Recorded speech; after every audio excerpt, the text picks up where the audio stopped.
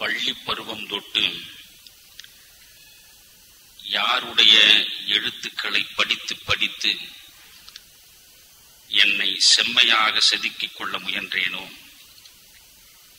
அந்த பாரதியை பற்றி உங்களிடம் பேசுவதற்கான ஒரு வாய்ப்பு கனிந்தமை குறித்து உண்மையில் நான் மகிழ்ச்சி அடைகிறேன். ஒரு 30 ஆண்டுகளுக்கு மேல் நான் பாரதியை படிக்கிறேன், பாரதியை சிந்திக்கிறேன், பாரதியின் சிந்தனைகளை சமூக வீதிகளில் பதிவு செய்வதற்கு முயல்கிறேன். எத்தனை முறை படித்தாலும் ஒரே பொருளை திரும்ப திரும்ப தருமானால் அது உயர்ந்த இலக்கிய படைப்பு ஆகாது. படிக்கிற ஒவ்வொரு முறையும் ஒவ்வொரு விதமான புதிய புதிய சிந்தனையை, கருத்தை அள்ளி அள்ளி கொடுக்கக்கூடிய ஆற்றல் பெற்ற எழுத்து எதுவோ அதுதான் காலங்களை கடந்து வாழும். அதுபோன்று காற்று உள்ளவரை, தமிழ் உள்ளவரை, கடைசி தமிழன் உள்ளவரை வாழக்கூடிய ஆற்றல் படைத்த எழுத்துக்கள் தான் பாரதி என்ற ஒரு மகா கவிஞனின் எழுத்துக்கள். பாரதி நினைத்திருந்தால் செம்மையாக தன்னுடைய வாழ்க்கையை அவன் வளப்படுத்திக் கொண்டிருக்க முடியும். அவனுடைய தந்தையார் கண்ட கனவின்படி தமிழை மறுதலித்துவிட்டு தமிழின்பால் ஆர்வம் செலுத்துவதை அறவே மறுத்துவிட்டு கணிதம் படித்து, பொறியியல் படித்து மிகப்பெரிய தொழிலதிபராக பாரதி வந்திருக்கலாம். அல்லது தான் படித்த தமிழை, அந்த தமிழில் கவிதைகளை எழுதக்கூடிய ஆற்றலை வாழ்க்கையை வளப்படுத்திக் கொள்வதற்காக பயன்படுத்த வேண்டும் என்று பாரதி விரும்பியிருந்தால் எட்டயபுரத்து சமஸ்தானத்தில் எட்டயபுரத்து ஜமீன்தார் அல்லது அரசர் என்று போற்றப்பட்டவருக்கு மகிழ்ச்சி தரக்கூடிய படைப்புகளை படிப்பதும், மகிழ்ச்சி தருகிறார் போல் கவிதைகளை படைப்பதுமாக பாரதி வாழ்ந்திருந்தாலும் அவனுடைய வாழ்க்கை முழுவதும் வறுமை வந்து சேர்ந்திருக்காது. ஆனால் பாரதி விரும்பியே வறுமையை ஏற்றுக்கொண்டான். தன்னை பற்றி மட்டுமே சிந்திக்கக்கூடிய மனிதர்களுக்கு நடுவில் முழுக்க முழுக்க இந்த மண்ணை பற்றி மட்டுமே சிந்தித்த மகா கவிஞன் பாரதி. தன்னை பற்றி சிந்தித்து, தன்னுடைய குடும்பம் குறித்து சிந்தித்து, தன்னுடைய இல்வாழ்க்கை இன்பங்கள் குறித்து சிந்தித்து அவன் வாழ்ந்திருந்தால் அவனுடைய சாவோடு அவன் சரித்திரம் முடிந்திருக்கும். ஆனால் தன்னை பற்றியும் தன் குடும்பத்தை பற்றியும் சிந்திக்காமல் இந்த மண்ணை பற்றியே சதா சர்வகாலமும் சிந்தித்து சிந்தித்து சிந்தித்து எழுத்து வேள்வியை நடத்தியதனாலேதான் காலத்தை கடந்து அவனாலே வாழ முடிகிறது. நான் வேண்டி கேட்டுக் கொள்வதெல்லாம் ஒவ்வொருவர் வீட்டிலும் ஒரு பாரதியார் கவிதை புத்தகம் இருக்க வேண்டும். என்னுடைய அன்பிற்கினிய இளம் நண்பர்கள் ஒரு வாரத்திற்கு ஒரு முறையாவது பாரதியின் ஒரு பாடலை படித்து கொஞ்சம் சிந்திக்க வேண்டும். ஏற்றம் பெறுவதற்கான நல்ல கருத்துக்களை மட்டுமே தந்தவன் பாரதி. பாரதியின் படைப்புகளில் இழிவான ஒரு செய்தியையும் நீங்கள் தேடி தேடி சலித்து சலித்து பார்த்தாலும் காண முடியும். அப்படி ஒரு அற்புதமான கவிஞனுடைய கனவுகள் குறித்து நான் பேசப் போகிறேன். பாரதி பிறந்தான். பாரதியை பற்றி அன்று தொட்டு இன்று வரை எத்தனையோ பேர் எத்தனையோ விதமான புகழுரைகளை வழங்கியிருக்கிறார்கள். ஆனால் என்றால் அவற்றுள் என் நெஞ்சம் கவர்ந்த ஒரு புகழுரை என்ன தெரியுமா? அப்துல் ரஹ்மான் என்று இன்றைக்கு வாழுகின்ற ஒரு அற்புதமான கவிஞன்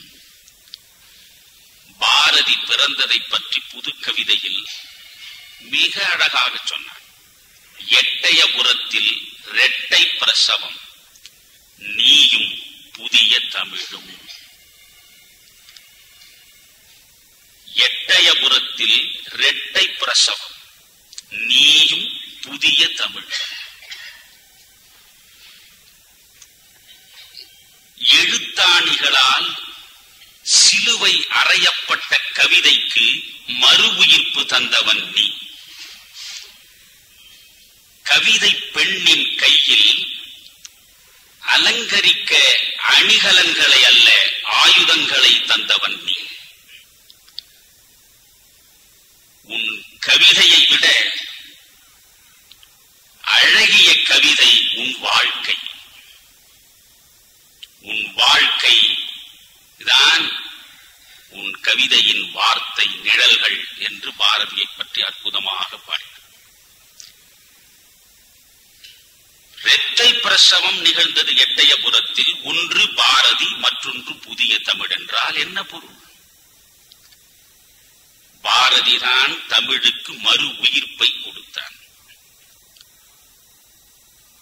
நண்பர்களே, பாரதிக்கு முன்பு இருந்தவர்கள் மனிதர்களை பற்றி பாடவில்லை. இந்த மனிதர்களின் சமூக வாழ்வு சிக்கல்கள் குறித்து சிந்திக்கவில்லை.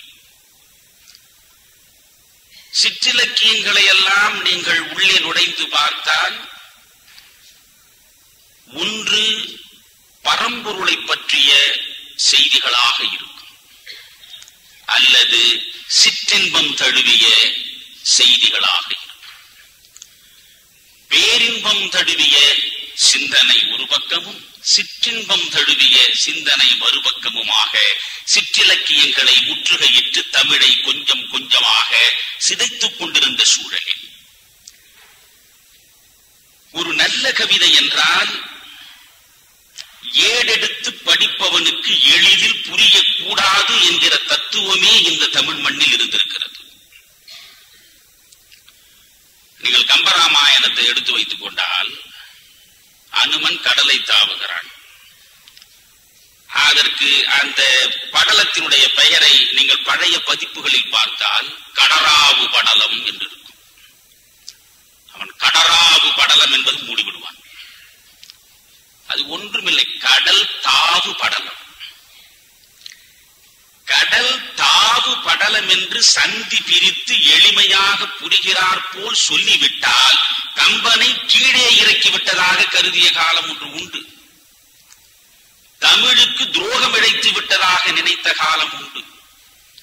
கடல் பிளஸ் தாவு கடராவு என்றுதான் எழுத வேண்டும் என்று இருந்தது. இந்த தமிழை பண்டிதர்களின் பரங்களில் மட்டுமே தூங்கி கிடந்த கடுமையான தமிழை எளிமையாக்கியவர்கள் பாரதிக்கு முன்னாலே 2 பேர். ஒருவர் தாயுமானவர், மற்றொருவர் ராமலிங்க வள்ளலார்.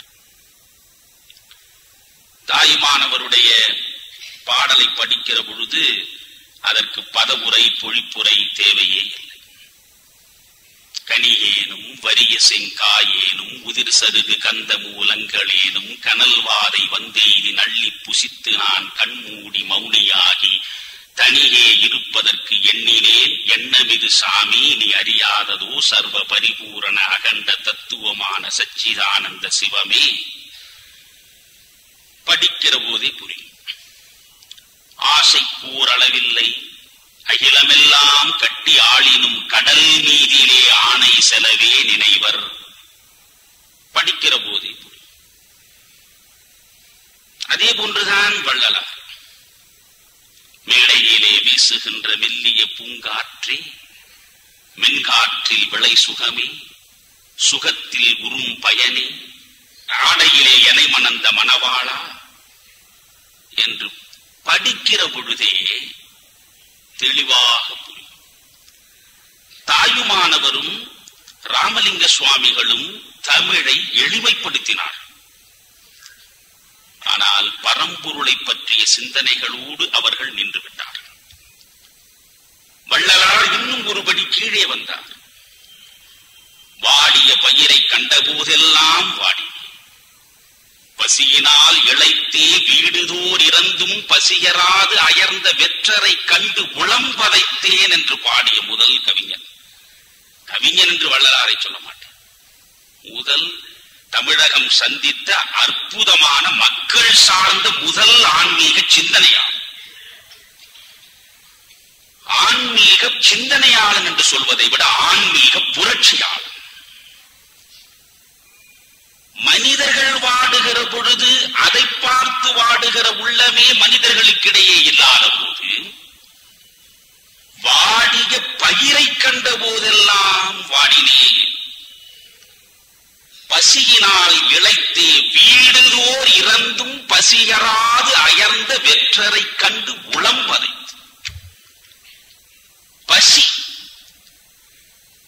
அந்த பசி தீயை அணைப்பதற்கு ஒவ்வொரு வீட்டு வாசலிலும் அம்மா பசி, ஐயா பசி என்று கூக்குரல் கொடுத்து கேட்ட பின்னாலும் உணவு கிடைக்காமல் வாடி கிடக்கிற வெற்றரை காணுகிற போதெல்லாம் என் உள்ளம் பதைத்தது என்று சொன்ன சன்மார்க்கவாதி, ஆன்மீகவாதி, சமய சீர்திருத்த புரட்சியாளன் ராமலிங்க சுவாமி.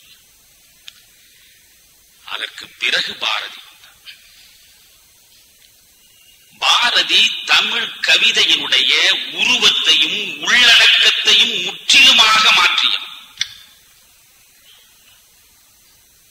சமூகத்தின் சாதாரண மனிதனுக்கும் இலக்கிய உலகத்துக்கும் இடையிலே இருந்த இடைவெளியை இட்டு நிரப்பிய முதல் கவிஞன் பாரதி. சாதாரண மனிதர்களை பற்றி பாடினான், சாதாரண மனிதர்களுக்காக பாடினான், சாதாரண மனிதர்களை மேன்மைப்படுத்துவதற்காக பாடினான். அதுதான் பாரதியினுடைய தனிப்பெருமை. இவனுக்கு முன்னால் கையாளப்பட்ட அதே உவமைகள், அதே உருவகங்கள், அதே அணிநயங்கள் பழைய பாட்டையில் அவன் அப்படியே தடம் பதித்து தன்னுடைய கவி பயணத்தை நடத்தவில்லை. அவன் புதிய பாதையை போட்டான். இலக்கியம் புதிய புதிய சிந்தனைகளை சமுதாயத்திற்கு தந்து கொண்டே இருக்க வேண்டும். நீங்க மேல இலக்கியங்களில் அது போன்ற மாற்றங்கள் வந்தன. அரபு இலக்கியங்களில் கூட, பாரசீக இலக்கியங்களில் கூட அப்படிப்பட்ட மாறுதல்கள் வந்தன. நான் ஒன்று சொல்கிறேன். விட்டில் பூச்சி உங்களுக்கு தெரியும். விளக்கு இருக்கிறது. இந்த விட்டில் பூச்சி இந்த விளக்கின் ஒளியை நோக்கி ஓடும். இந்த விளக்கின் அருகே சென்றதும் அது சாவை சந்தித்து விடும். இதுவரையில் இந்த விட்டிலையும் விளக்கையும் பார்த்தவர்கள் அத்துணை பேரும், அது பாரசீக கவிஞனாக இருந்தாலும் சரி, இந்திய கவிஞனாக இருந்தாலும் சரி, ஆங்கில கவிஞனாக இருந்தாலும் சரி, எந்த கவிஞனாக இருந்தாலும், இந்த விட்டில் என்பது காதலன், விளக்கு என்பது காதலி.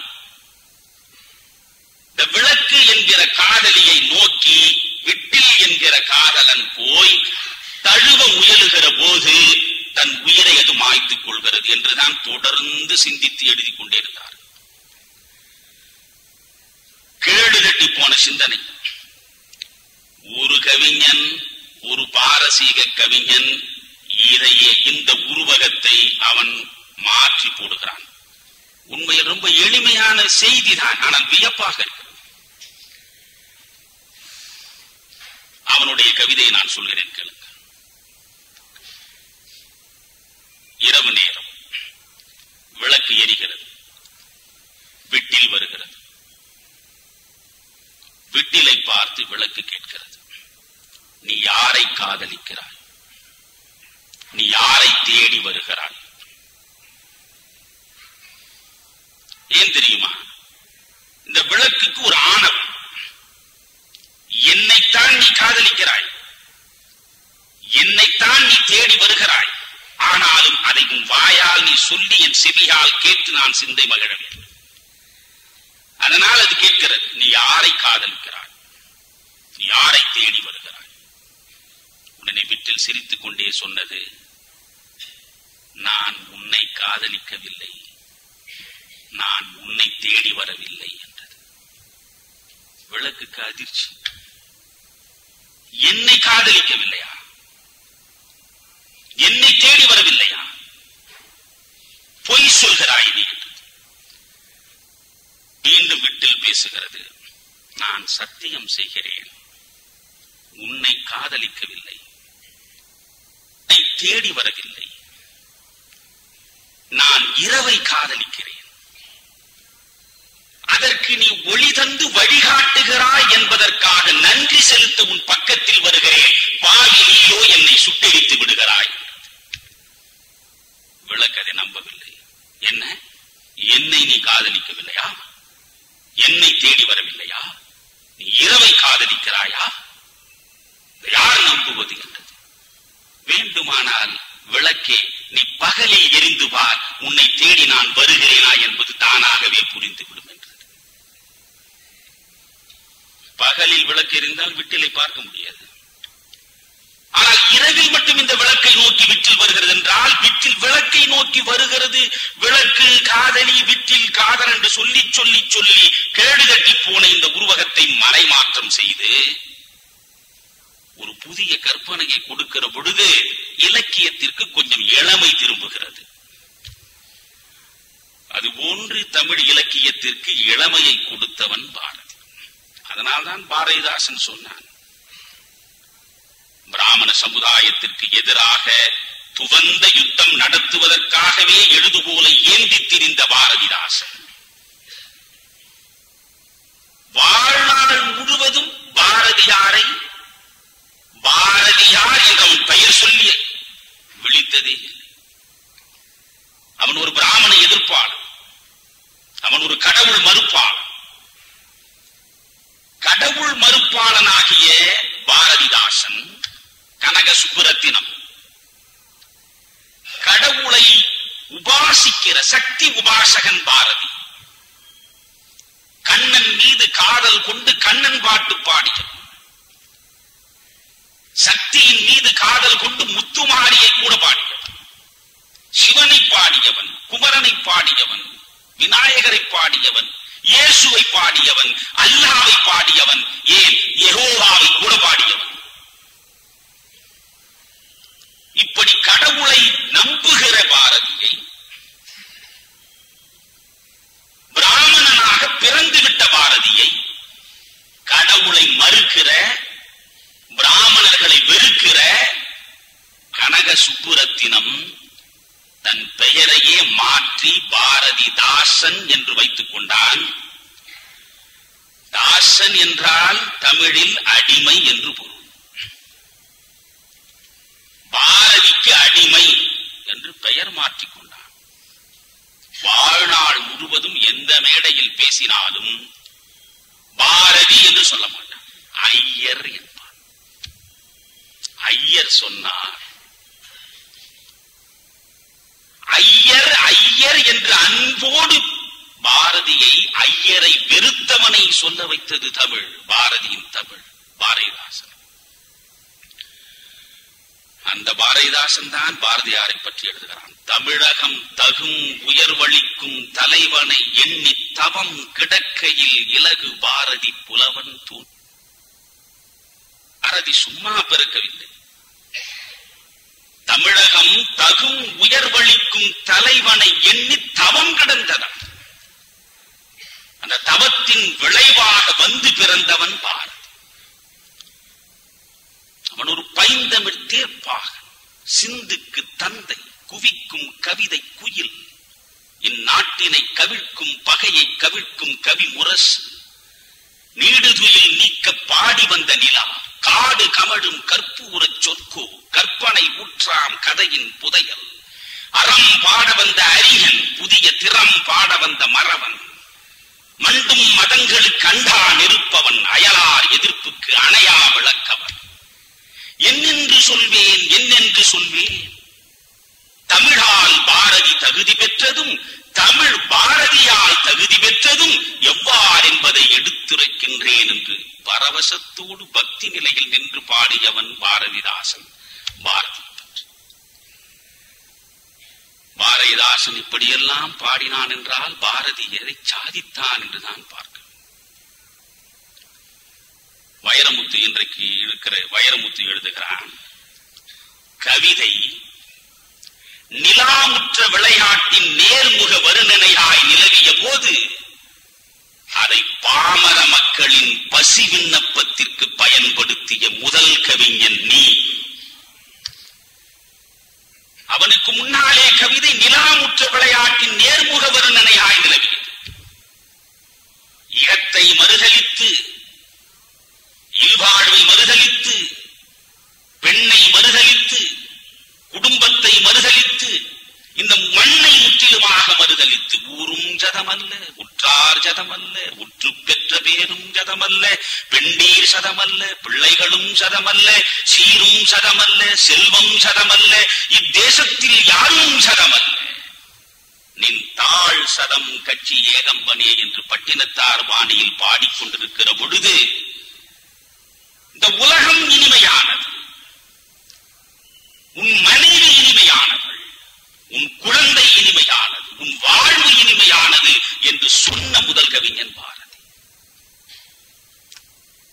தெள்ளுற்ற தமிழமுதின் சுவை கண்டார், இங்கு அமர சிறப்பு கண்டார்.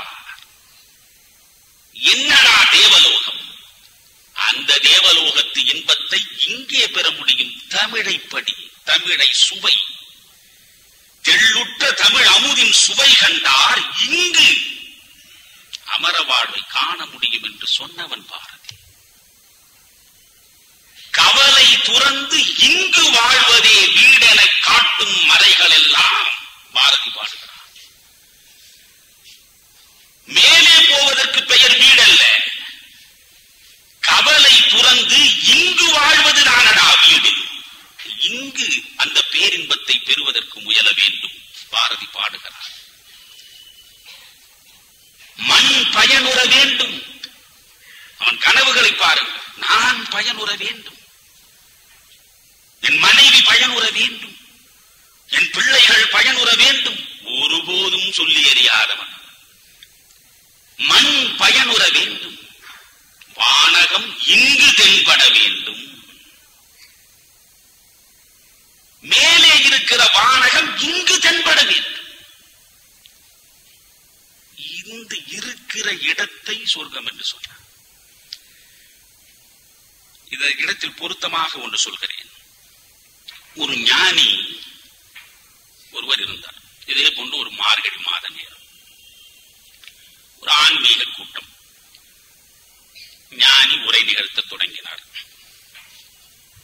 சிற்றின்பம், பேரின்பம், இக உலகம், பர உலகம், கர்மவினை, விதி, ஊழ் என்று பல்வேறு விளக்கங்களை எல்லாம் நேற்று நாம் கலந்து பேசியதைப் போல அவர் பேசி முடித்துவிட்டு குடும்பியிருந்த மக்களை பார்த்து ஞானி சொன்னார், சொர்க்கத்திற்கு செல்ல விரும்புபவர்கள் இங்கே யார் யார் எழுந்து நில்லுங்கள் என்றார். எல்லாரும் எழுந்து நின்றார்கள், ஒருவனை தவிர. ஞானிக்கு கொஞ்சம் அதிர்ச்சியாக இருந்தது. சொர்க்கத்திற்கு போவதற்கே டிக்கெட் வாங்கி கொடுத்தாலும் போக மாட்டேன் என்று சொல்லிவிட்டு ஒரே ஒரு ஆள் உட்கார்ந்து கொண்டிருக்கிறானே, புரியவில்லை. சரி, அவனுக்காக அடுத்த கேள்வி கேட்டார். நரகத்திற்கு போக விரும்புபவர்கள் இங்கே யார் யார்? அவன் எழுந்து நிற்பான் என்று அவன் நினைத்தார். சொர்க்கத்திற்கு போவதற்காக எழுந்து நின்ற அத்துணை பேரும் நரகத்திற்கு போக விரும்பாமல் உட்கார்ந்து கொண்டிருந்தார். சொர்க்கத்திற்கு போக விரும்பாத இவன் எழுந்து நிற்பான் என்றுதான் அவன் நினைத்தவனுக்காக கேட்டார். அவன் அப்பொழுதும் எழுந்திருக்கவில்லை. உன்னை ஞானி கேட்டார், தம்பி கொஞ்சம் எழுந்து நில்லுங்கள். எழுந்து நின்றான். நீங்கள் சொர்க்கம் போக விரும்பவில்லையா? இல்லை. பின் நரகம் போக விரும்பவில்லையா? இல்லை. பின் என்னதான் செய்ய போகிறேன்? இருக்கும் இடமே சுகம் என்று நான் இருக்கிறேன். எனக்கு இருக்கும் இடமே போதுமையா. காணாத சொர்க்கத்திற்கும் காணாத நரகத்திற்கும் போவதற்காக நான் கவலைப்பட்டு வாழ்க்கையை வீணடிப்பதை விட நான் கண்டு கொண்டிருக்கிற இந்த இடத்தை சொர்க்கமாக்க எனக்கு தெரியும். இருக்கிற இடத்தை சொர்க்கமாக்குகிற ரகசியம் எனக்கு தெரிந்துவிட்டால் போதும். உபநிஷதம் பற்றி பேசினோம். உபநிஷதத்தின் மொத்த சாரத்தையும் ஒரு கேப்சூலில் வைத்து பார்த்தால் என்ன தெரியுமா செய்தி? அதை ஆங்கிலத்தில் அழகாக சொன்னான் ஒரு அறிஞர். Happiness comes not from without but from within. மகிழ்ச்சி என்பது வெளியிலிருந்து உனக்கு உள்ளே வருவதல்ல, மகிழ்ச்சி என்பது உன் உள்ளுக்குள்ளே பிறப்பது. கண்ணதாசன் ஒரு சினிமா பாட்டில் தான் பாடினார். சினிமா பாட்டு, இப்பொழுது இருக்கிற சினிமா பாட்டை பற்றி பேசுவதற்கு என்னால் முடியாது. கண்ணதாசன் இதை happiness comes not from without but from within என்கிற வேதாந்த சாரத்தை, உபநிடதத்தின் செய்தியை ஒரு சினிமா படம், சாவித்திரி என்று ஒரு சினிமா படம் என்று கருதுகிறேன். இன்பமும் துன்பமும் வெளியினில் இல்லை, இதயமே உருவாக்கிடும். ஆக வாழ்க்கை நம் கைகளில். அதனால்தான் திருமூலர் சொன்னார், தன்னை அறிய தனக்கொரு கேடில்லை. திருமூலரை நாம் படிக்க வேண்டும். தன்னை அறிய தனக்கொரு கேடில்லை, தானே தனக்கு பகைவனும் நண்பனும். நமக்கு பகைவன் வெளியே கிடையாது. நான் தான் எனக்கு பகை, நான் தான் எனக்கு நட்பு. எனவே இந்த உலகில் வாழுகிற போதே இந்த வாழ்க்கையை இன்பமயமாக மாற்றிக்கொள்ள வேண்டும் என்றால் நான் திரும்ப திரும்ப செக்குமாடு சுற்றிக் கொண்டிருப்பது போல் ஒரு இடத்தில் தான் நான் சுற்றுவேன். ஏனென்றால் நான் பிறப்பெடுத்ததும் பேசுவதற்காக என்னை உருவாக்கி கொண்டதும் பேச வருவதும் இந்த மனித சமுதாயத்தில் ஒரு செய்தி சொல்வதற்காகத்தான். அன்பு அன்பு அன்பு என்பதுதான். அதனால்தான் காரைக்கால் அம்மையார் அன்பு பற்றி சொல்லுகிற போது இரவாத இன்ப அன்பு, இந்த 3 வார்த்தைகளை மட்டும் மறக்காமல் மனதிலே பதிவு செய்து கொள்ளுங்கள். இரவாத இன்ப அன்பு. இன்பம், அதுவும் இரவாத இன்பம், அழியாத இன்பம் எதன் மூலம் கிடைக்கும் தெரியுமா? அன்பின் மூலம் தான் கிடைக்கும். இரவாத இன்ப அன்பு என்கிறார். அதுதான், அதை அடிப்படையாக வைத்துத்தான் பாரதியின் பாட்டு தேரே பவனி வந்தது. பாரதியின் பாட்டு தேர் பவனி வந்த பாதை முழுவதும் அன்புதான். அவன் கனவு முழுவதும் அன்புதான். அந்த அன்பை அடிப்படையாக வைத்துத்தான் அவனுடைய வாழ்க்கை நடந்தது. மற்ற கவிஞர்களுக்கும் பாரதிக்கும் என்ன வித்தியாசம்? பாரதி பாடுகிறான், நல்லதோர் வீணை செய்தே நலன்கெட புழுதியில் எரிவதுண்டோ, சொல்லடி சிவசக்தி என்னை சுடர்மிகும் அறிவுடன் படைத்து விட்டாய், வல்லமை தாராயோ. கேட்கிறான் சக்தியை பார்த்து. நல்லதோர் வீணை செய்தே அதை நலன்கெட புழுதியில் எரிவதுண்டோ. சக்தியை வசைபாடுகிறான். முட்டாளே, கடவுளை பார்த்து சொல்கிறான், முட்டாளா நீ? பித்து பிடித்து விட்டதா உனக்கு? அழகான ஒரு வீணையை அற்புதமாக கவனம் செலுத்தி செலுத்தி செதுக்கி செதுக்கி உருவாக்கிய வீணையை செய்து முடித்த பிறகு குப்பை கூடையில் போடுகிற முட்டாளா நீ? நல்லதோர் வீணை செய்தே அதை நலன் கெட புழுதியில் எரிவதுண்டோ, சொல்லடி சிவசக்தி என்னை சுடர் மிகும் அறிவுடன் படைத்து விட்டாய். சோற்று பிண்டமாகவா என்னை படைத்தாய்? சுடர் மிகும் அறிவுடன் படைத்தாய். நீ எனக்கு என்ன செய்ய வேண்டும்? வல்லமை தாராயோ, சக்தியை கொடு எனக்கு. ஏன்? என் பெண்டு பிள்ளைகள் உண்டு கொழுக்க வேண்டும், என் குற்றமும் சுற்றமும் வளவாழ்வு காண வேண்டும். அதற்கு நீ கொடுக்கிற சக்தியை நான் பயன்படுத்த வேண்டும் என்று சொல்லி இருந்தால் பாரதியை மணியன் என்று பேச மாட்டான். பாரதி சொல்கிறான், வல்லமை தாராயோ இந்த மாநிலம் பயனுற வாழ்வதற்கே. இந்த மாநிலம் பயன் பெற வேண்டும் என்றால்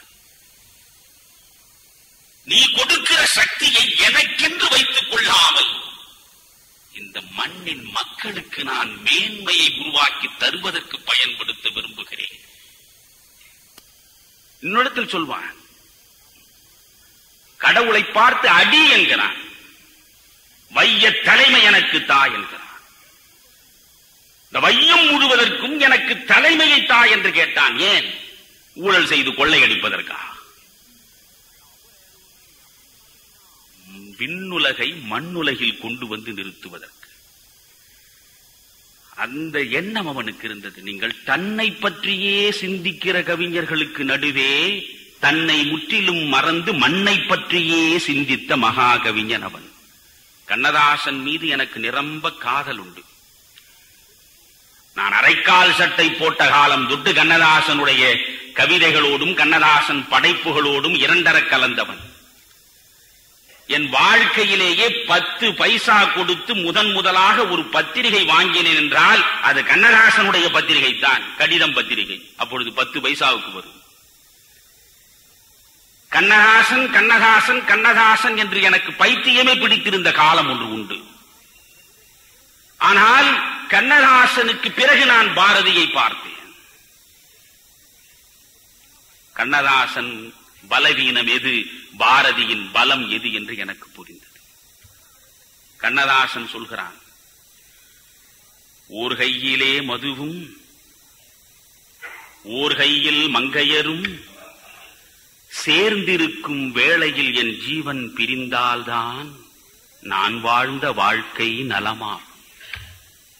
அவனவனுக்கு சாகிற போதாவது இவ்வளவு காலம் செய்த பாவங்களிலே இருந்து விடுபட்டு சாகிற போதாவது ஒரு சிறந்த காரியத்தை செய்து முடித்து செத்து போக வேண்டும் என்ற சிந்தனை வரும். ஆனால் கண்ணதாசன் சாவு வரும்போது கூட எவ்வளவு சுகமாக போய் சேர வேண்டும் என்று கருதுகிறான். பார்க்க வேண்டும். சாவு வர அந்த நேரம் அவர் எப்படி இருக்க வேண்டுமா? ஓர் கையிலே மதுவும் ஓர் கையில் மங்கையரும் சேர்ந்திருக்கும் வேளையில் என் ஜீவன் பிரிந்தால்தான் நான் வாழ்ந்த வாழ்க்கை நலமாகும். கடப்பாவி, ஒரு சமூகத்தை மடைமாற்றம் செய்வதற்காக எழுதுகோல் எடுக்கிற கவிஞன் உன்னுடைய சொந்த பலவீனத்தை இப்படி பகிரங்கமாக எழுத்தில் பதிவு செய்து பறைசாற்றலாமா என்று நீங்கள் கேட்டால், இப்படி கேட்பீர்கள் என்று தெரிந்து அதற்கு அவன் ஒரு பதில் சொல்கிறான். ஓர் கையிலே மதுவும் ஓர் கையில் மங்கையரும் சேர்ந்திருக்கும் வேளையில் என் ஜீவன் பிரிந்தால்தான் நான் வாழ்ந்த வாழ்க்கை நலமாகும். இல்லையெனில் ஏன் வாழ்ந்தாய் என்றே இறைவன் என்னை கேட்பான். உன்னை அனுப்பி வைத்ததே இந்த இரண்டிற்காகத்தானடா மடையா, இதை விட்டு ஏன் இங்கே வந்தாய் என்று அவன் கேட்பான். அதனால் நான் சாகிற போது கூட அப்படி சாக வேண்டும் என்று. மரண பயம் வராமல் இருக்க வேண்டும் என்றால் கண்ணதாசனுக்கு என்ன வேண்டும்? அவனே சொல்கிறான், வசமான பெண்மையும் வளமான கிண்ணமும் வாழ்க்கையில் உள்ள மட்டும் வாராது வஞ்சகம் வாராதின் என்னிடம் வாராது மரண பயமே. மரண பயம் எனக்கு வராமல் இருக்க வேண்டுமா? 2 தேவை. ஒன்று, வசமான பெண்மை. வார்த்தையை பார்க்க வேண்டும். பெண்மை என்று சொல்ல, வசமான பெண்மை, பார்க்கிற போதே வசப்படுத்திக் கொள்கிற பெண்மை. வசமான பெண்மையும் வளமான கிண்ணமும்.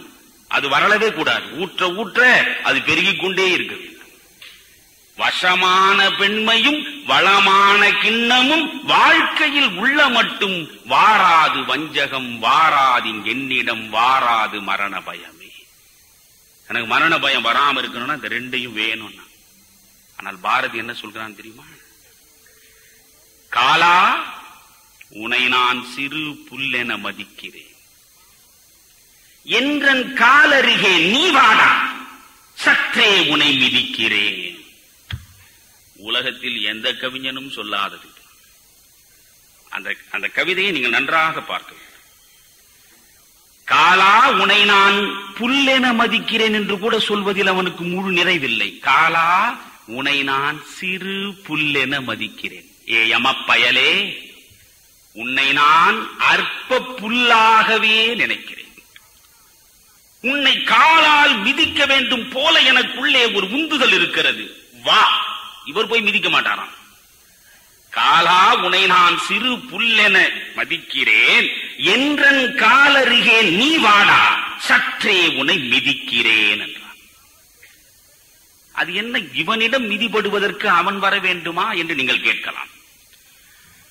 அப்படி சொல்வதில் ஆழ்ந்த அர்த்தம் இருக்கிறது. ஆசிரிய பெருமக்கள் இங்கே குழுமி இருக்கிற கூட்டத்தில் யாராவது இருந்தால் அவர்களுக்கு அது சரியாக புரியும். ஆசிரியர் வகுப்பறையில் அமர்ந்திருப்பார், உட்கார்ந்து கொண்டு பாடம் நடத்துகிறார். 40 மாணவர்களில் 40 மாணவர்களும் பாடம் கேட்டால் இந்த நாடு நாடாகவே இருக்காது. எனவே அந்த 40 மாணவர்களில் ஒரு மாணவனாவது ஏதாவது ஒரு குறும்பை உருவாக்கி கொண்டுதான் இருப்பான். அப்படி ஒரு மாணவன் குறும்பு விளையாட்டுகளில் ஈடுபட்டுக் கொண்டிருப்பதை இங்கே இருந்த ஆசிரியரின் பார்வையில் பட்டுவிடுகிறது. உடனே ஆசிரியர் பார்த்தார். ஆறுமுகம், எழுந்து நில் என்றார். ஆறுமுகத்திற்கு அப்பொழுதே புரிந்துவிட்டது, நாம் சிக்கிக் கொண்டோம். செம்மையாக ஆசிரியர் நம்மை உதைக்கப் போகிறார் என்ற உணர்வு அவனுக்கு உள்ளுக்குள்ளே பிறந்து விட்டது. அவன் தயக்கத்தோடு எழுந்து நின்றான். இங்கே வா என்றார். ஆறுமுகத்திற்கு தெளிவாக தெரியும் அடிப்பதற்குத்தான் அழைக்கிறார் என்று. ஆறுமுகம் அங்கேயே நின்று கொண்டு, வர முடியாது போ. சொல்ல முடியுமா? அழைப்பவர் ஆசிரியர். ஆசிரியன் அறிவு கொடுப்பவன், மாணவன் அறிவை பெறுபவன். கொடுக்கிற கை உயரத்தில் இருக்கும், பெறுகிற கை தாழ்ந்து கிடக்கும். கொடுப்பவன் உயரமானவன், எடுப்பவன் தாழ்வானவன். எனவே கொடுப்பவனை நோக்கித்தான் எடுப்பவன் வர வேண்டும் என்பது சமூகத்தில் உள்ள பண்பாட்டு நியதியது. அறிவு கொடுக்கிற ஆசிரியன் அழைக்கிறான், அறிவை பெறுகிற மாணவன் அச்சத்தோடு வருகிறான். வந்தான். வந்தவனை ஆறுமுகம் 6 அடி உயரம் இருக்கிறான். இவருக்கு அவன் முதுகில் ஓங்கி அறைய வேண்டும் போல ஒரு அரிப்பு. ஆனால் அதற்கு இசைவாக இல்லை. ஆறுமுகம் கொஞ்சம் வளைந்து கொடு என்கிறான். ஆறுமுகம் வளைகிறான். இவர் உட்கார்ந்து கொண்டே 2 அறை விடுகிறார் என்றால் அதை அவன் ஏற்றுக்கொள்கிறான் என்றால் என்ன பொருள்? இவன் உயர்ந்தவன், அவன் தாழ்ந்தவன். இவன் அறிவு கொடுப்பவன், அவன் அறிவை பெறுபவன்.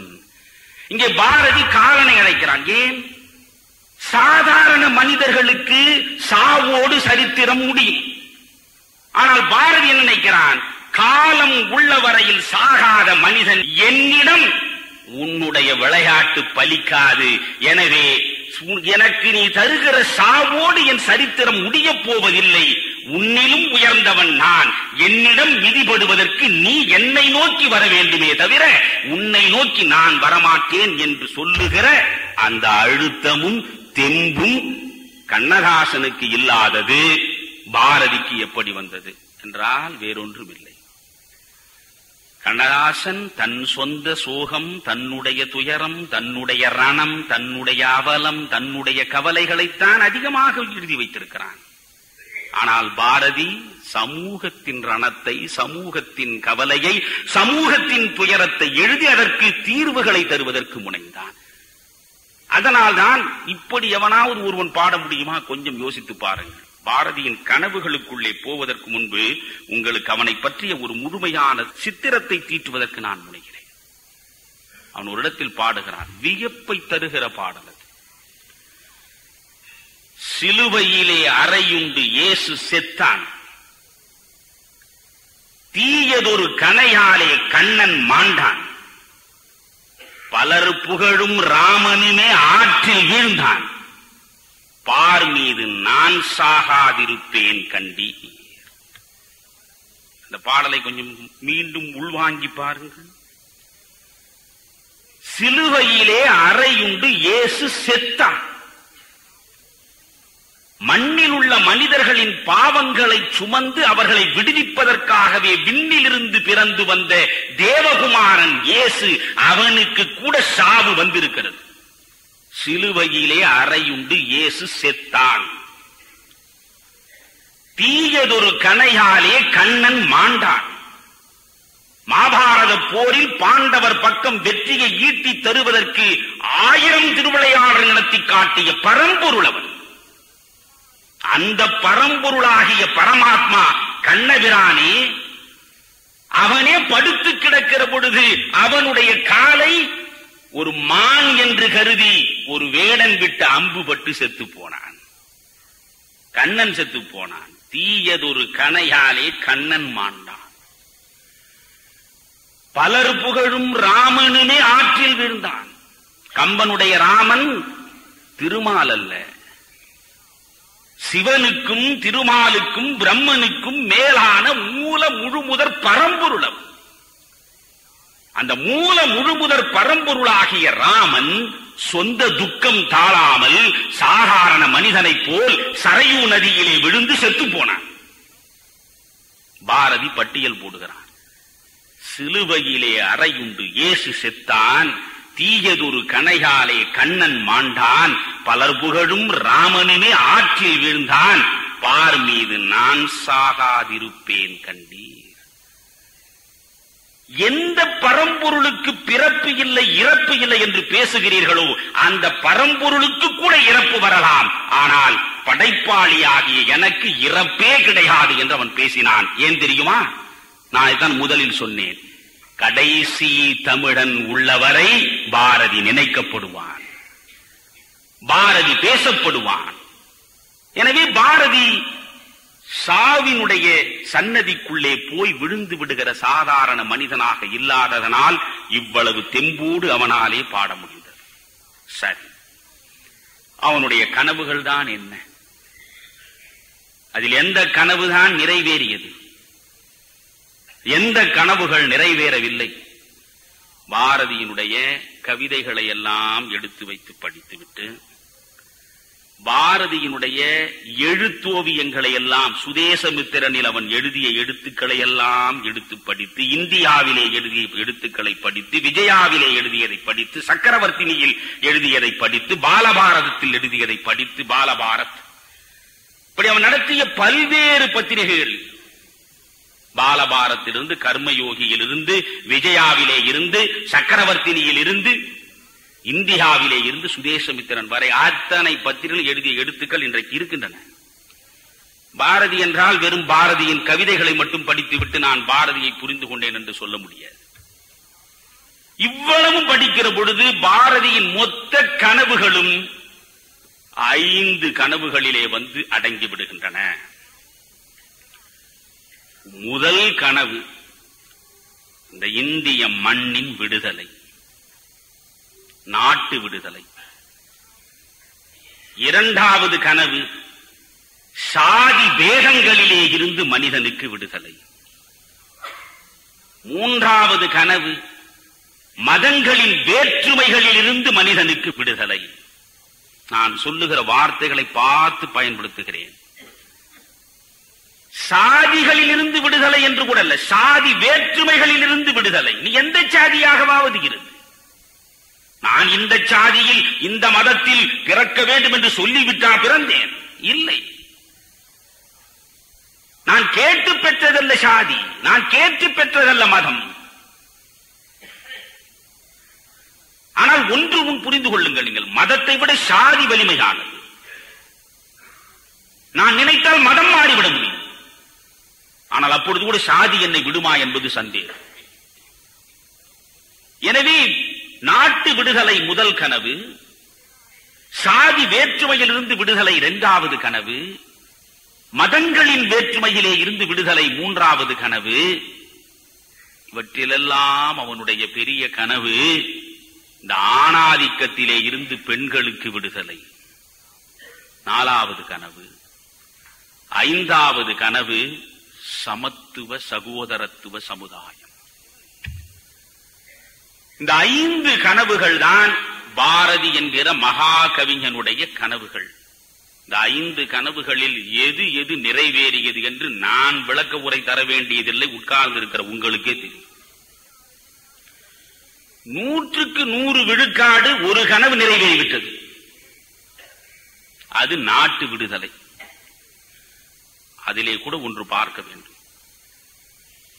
பாரதியினுடைய படைப்புகளை எடுத்து வைத்துக் கொண்டு பார்த்தால் 66 தோத்திர பாடல்களை பாடியிருக்கிறான், 30 வேதாந்த பாடல்களை பாடியிருக்கிறான், 53 நாட்டு பாடல்கள் பாடியிருக்கிறான். இந்த தேச விடுதலைக்காக 53 பாடல்கள் பாடியிருக்கிறான். கண்ணன் பாட்டு, குயில் பாட்டு, பாஞ்சாலி சபதம் அவையெல்லாம் அற்புதமான பேரிலக்கிய பெரும்படைப்புகள். அவற்றை பற்றி பேசுவதென்றால் அது தனியாக பேச வேண்டும். நான் இப்பொழுது அங்கு போக விரும்பவில்லை. இந்த தோத்திர பாடல்கள், வேதாந்த பாடல்கள், நாட்டு பாடல்களுக்குள்ளேதான் நான் அவனுடைய கனவுகளை எல்லாம் காண முயல்கிறேன். அவன் முதலில் நாட்டு பாடல் அவன் பாடவில்லை. எல்லா கவிஞர்களும் இப்பொழுது எவன் வேண்டுமானாலும் கவிஞனாகிவிட முடியும். படிக்கிற அத்தனை இளைஞர்களும், காதல் வயப்படுகிற அத்தனை வாலிபர்களும் கவிஞனாகி விடுகிறார்கள். பொதுவாகவே எவன் கவிஞனானாலும் எழுதுகிற முதல் கவிதை காதல் கவிதையாகத்தான் இருக்கும். பாரதியும் அப்படித்தான் எழுதினான். பாரதியினுடைய கவிதைகளில் அச்சு ஏறிய மக்களின் பார்வைக்கு வந்த முதல் கவிதை காதல் கவிதை. இது மதுரையிலிருந்து அன்றைக்கு வெளிவந்து கொண்டிருந்த விவேகபானு என்கிற பத்திரிகையில் தனிமை இரக்கம், தனிமை இரக்கம் என்கிற கவிதை, அதுதான் அவனுடைய முதல் கவிதை, காதல் கவிதை. அந்த கவிதை எளிமையாக இருக்காது. பிறகுதான் அவன் எளிமைக்கு வருகிறான். சங்கப்பாடலை படிப்பது போல இருக்கும் அந்த கவிதை, அவ்வளவு சிக்கலாக. ஆனால் அதில் இப்பொழுது கூட இறக்கிற வரை கூட என்னால் மறக்க முடியாத ஒரு வரி இருக்கிறது. அந்த முதல் கவிதையிலே கூட முடம்படு தினங்காள் என்று அவன் எழுதுகிறான். அதாவது காதலியை பிரிந்து காதலன் தவிப்பது, அல்லது மனைவியை பிரிந்து கணவன் தவிப்பது, அப்படி 2 பேரும் பிரிந்திருக்கிற நிலையில் இந்த நாட்கள் நடக்க மறுக்கின்றனவாம். நாள் நொண்டி அடிக்கிறது, வேகமாக நாள் போகவில்லை. ஒரு நாள் ஒரு யுகமாகிறது. அதை பாரதி எவ்வளவு சுகமாக சொல்கிறான். முடம்படு தினங்காள், நாள் நொண்டியாகிவிட்டதாம், நாள் முடமாகிவிட்டது. இது அவன் எழுதிய முதல் கவிதை. அந்த கவிதையை பாரதியே மறந்து போனான். அதற்கு பிறகு அவனுடைய முழு வாழ்க்கை வரலாறும் சொல்வதற்கு எனக்கு நேரம், ஆனால் சொல்லலாம். அவனுடைய முழு வாழ்க்கை வரலாறும் சொல்லப்பட வேண்டும். அவன் 1904ஆம் ஆண்டு சுதேசமித்திரன் பத்திரிகைக்கு வந்து சேருகிறான். அவன் நினைத்திருந்தால் காசியிலே இருந்து அழைத்துக் கொண்டு வந்த எட்டயபுரம் ஜமீன்தாரோடு சேர்ந்து வந்து அவன் சுகமாக இருந்திருக்கலாம். எட்டயபுரம் ஜமீன்தாரிடம் அவனுக்கு என்ன வேலை தெரியுமா? சுகமான கூளப்பநாயக்கன் காதல், விரலி விடு தூது போன்றவற்றை படிக்க வேண்டும். எட்டயபுரம் ஜமீன்தாருடைய தினவுகளை தடவி கொடுப்பதுதான் அன்றைக்கு பாரதி என்கிற ஒரு பின்னாலே புரட்சியாளனாக உருவெடுக்க வேண்டிய வேலையாக இருந்தது. அதை பாரதி ஏற்றுக்கொள்ளவில்லை. அதை விட்டு வெளியே வந்து விடுகிறான். வெளியே வந்தவன் மதுரைக்கு போனான். நீங்கள் பாரதியை நினைக்கிற பொழுதெல்லாம் செல்லம்மாவை மறக்க கூடாது. ஒரு பித்தம் பிடித்த கவிஞனுக்கு மனைவியாக வந்து சேர்ந்தால் அவள் எத்தனை துயரங்களை அனுபவிப்பாள் என்பதற்கு செல்லம்மாள் ஒரு சாட்சி. மதுரைக்கு வந்தான். 3 மாதம் வேலை செய்தான்.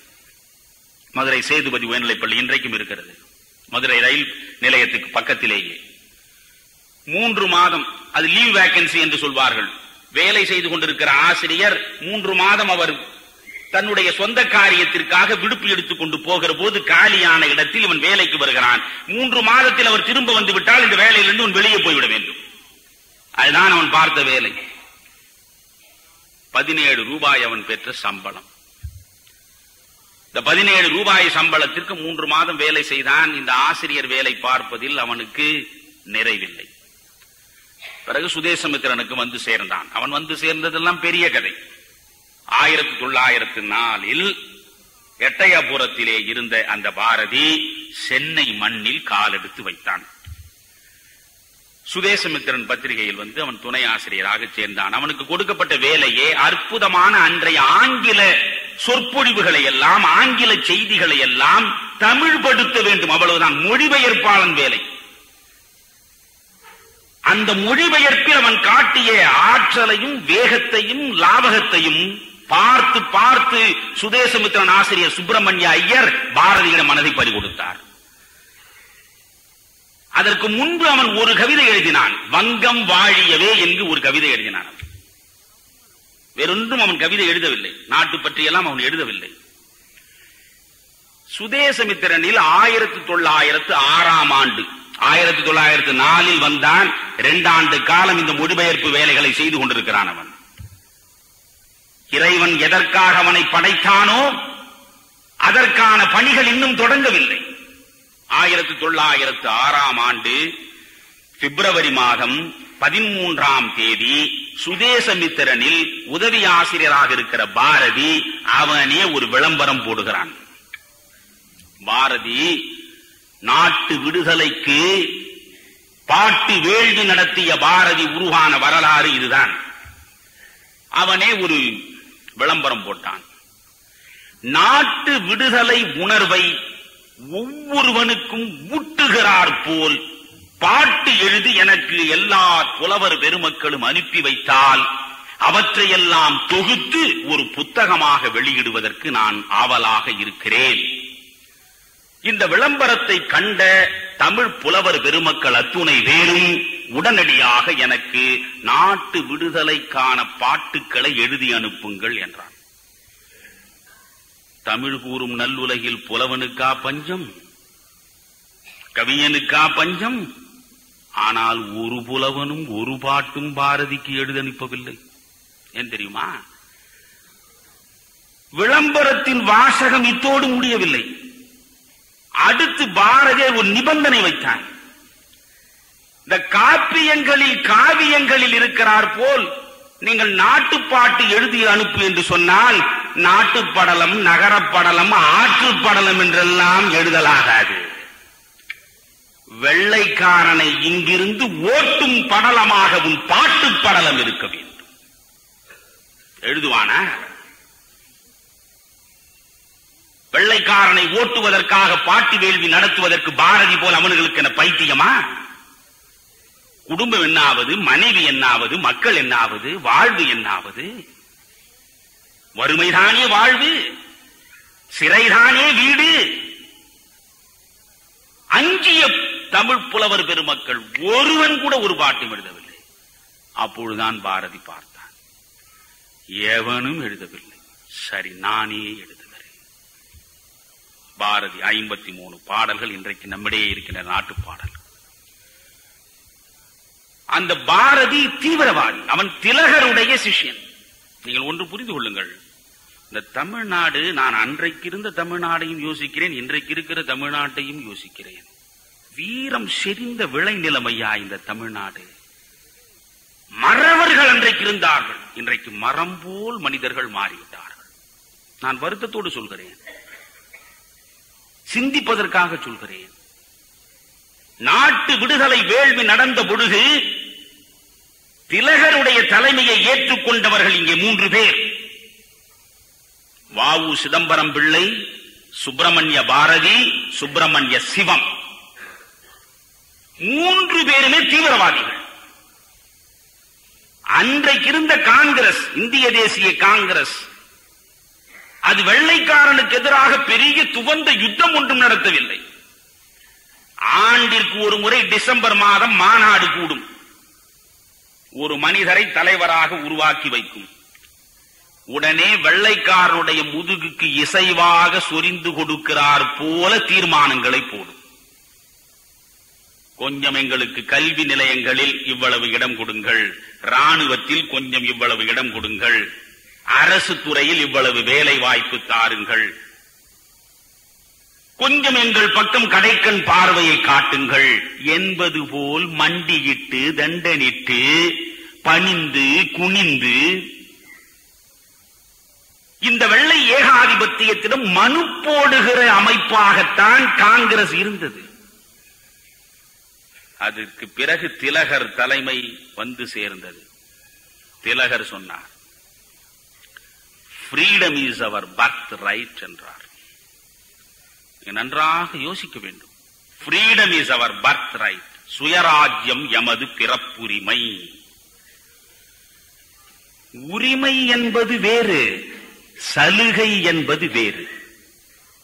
திலகருக்கு முன்னால் காங்கிரஸ் வெள்ளை அரசிடம் கேட்டுக் கொண்டிருந்தது சலுகை. திலகர் கேட்பது உரிமை. உரிமைக்கும் சலுகைக்கும் என்ன வித்தியாசம்?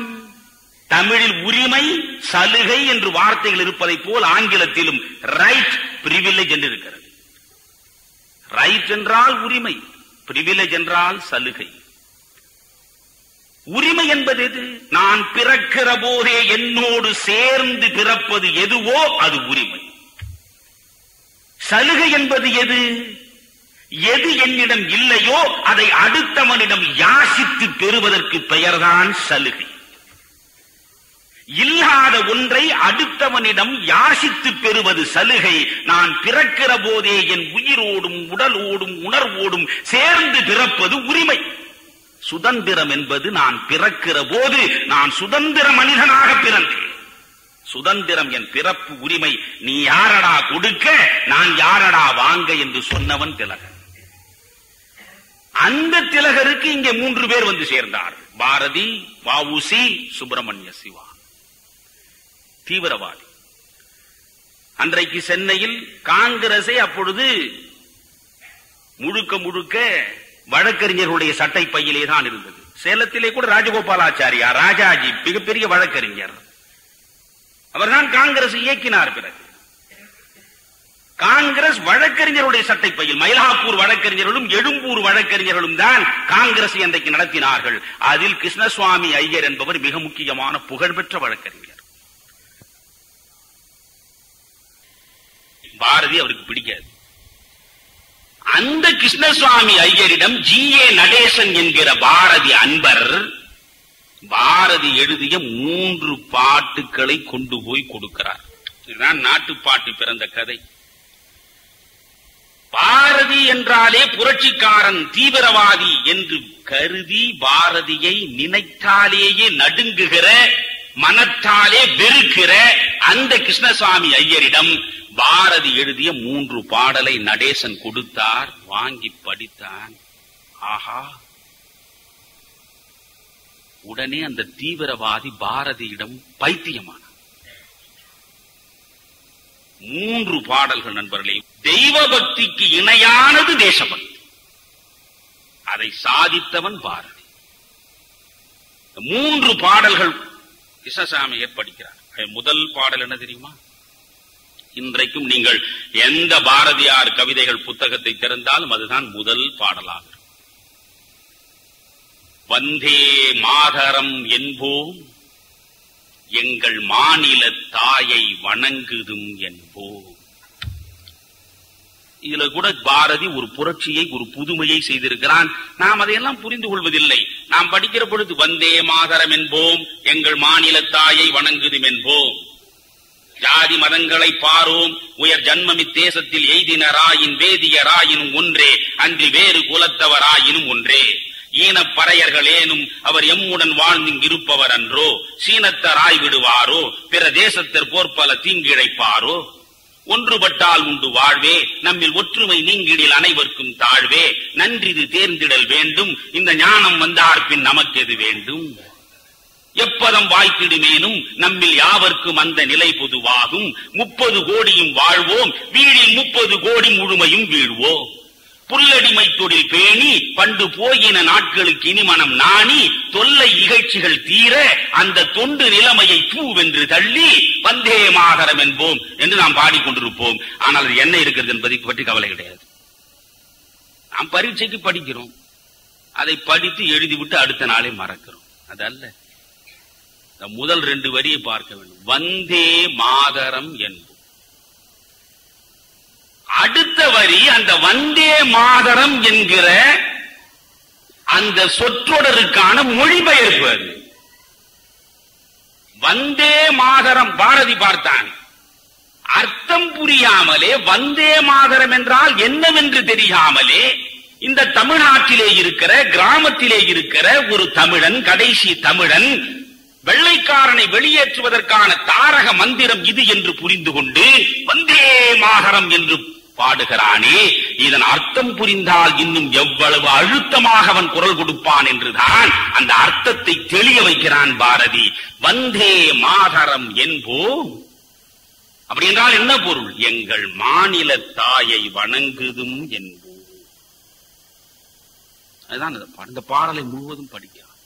அதிலே நம்முடைய எல்லா கனவுகளும் வந்து ஜாதி மதங்களை பாரும், உயர் ஜன்மம் இத்தேசத்தில் எய்தினராயின் வேதியராயினும் ஒன்றே, அன்றி வேறு குலத்தவராயினும் ஒன்றே, ஈனப்பறையர்களேனும் அவர் எம்முடன் வாழ்ந்து இருப்பவர் என்றோ, சீனத்தராய் விடுவாரோ, பிற தேசத்தர் போர்ப்பல தீங்கிழைப்பாரோ, ஒன்றுபட்டால் உண்டு வாழ்வு, நம்மில் ஒற்றுமை நீங்கில் அனைவருக்கும் தாழ்வு. படிக்க படிக்க அந்த மிதவாதி ஆகிய கிருஷ்ணசாமி ஐயர் பரவசப்பட்டு போனான். சரி, இரண்டாவது பாட்டு என்ன என்று திருப்புகிறான். எந்தையும் தாயும் மகிழ்ந்து குலாவி இருந்ததும் இந்நாடே, அதன் முந்தையர் 1000 ஆண்டுகள் வாழ்ந்து முடிந்ததும் இந்நாடே, அவர் சிந்தையில் 1000 எண்ணம் வளர்ந்து சிறந்ததும் இந்நாடே, இதை வந்தனை கூறி மனத்தில் இருத்தி என் வாயுர வாழ்த்தேனோ, இதை வந்தே மாதரம் என்று வணங்கேனோ. படிக்கிறான். இந்த மண்ணை அவன் எப்படி நேசித்திருக்கிறான். கடையத்தில் போனால் சாஷ்டாங்கமாக விழுந்து மண்ணை முத்தமிட்டான் பாரதி. கடையத்திலிருந்து எட்டயபுரத்திற்கு வந்தால் சாஷ்டாங்கமாக விழுந்து எட்டயபுரத்து மண்ணை முத்தமிட்டான் பாரதி.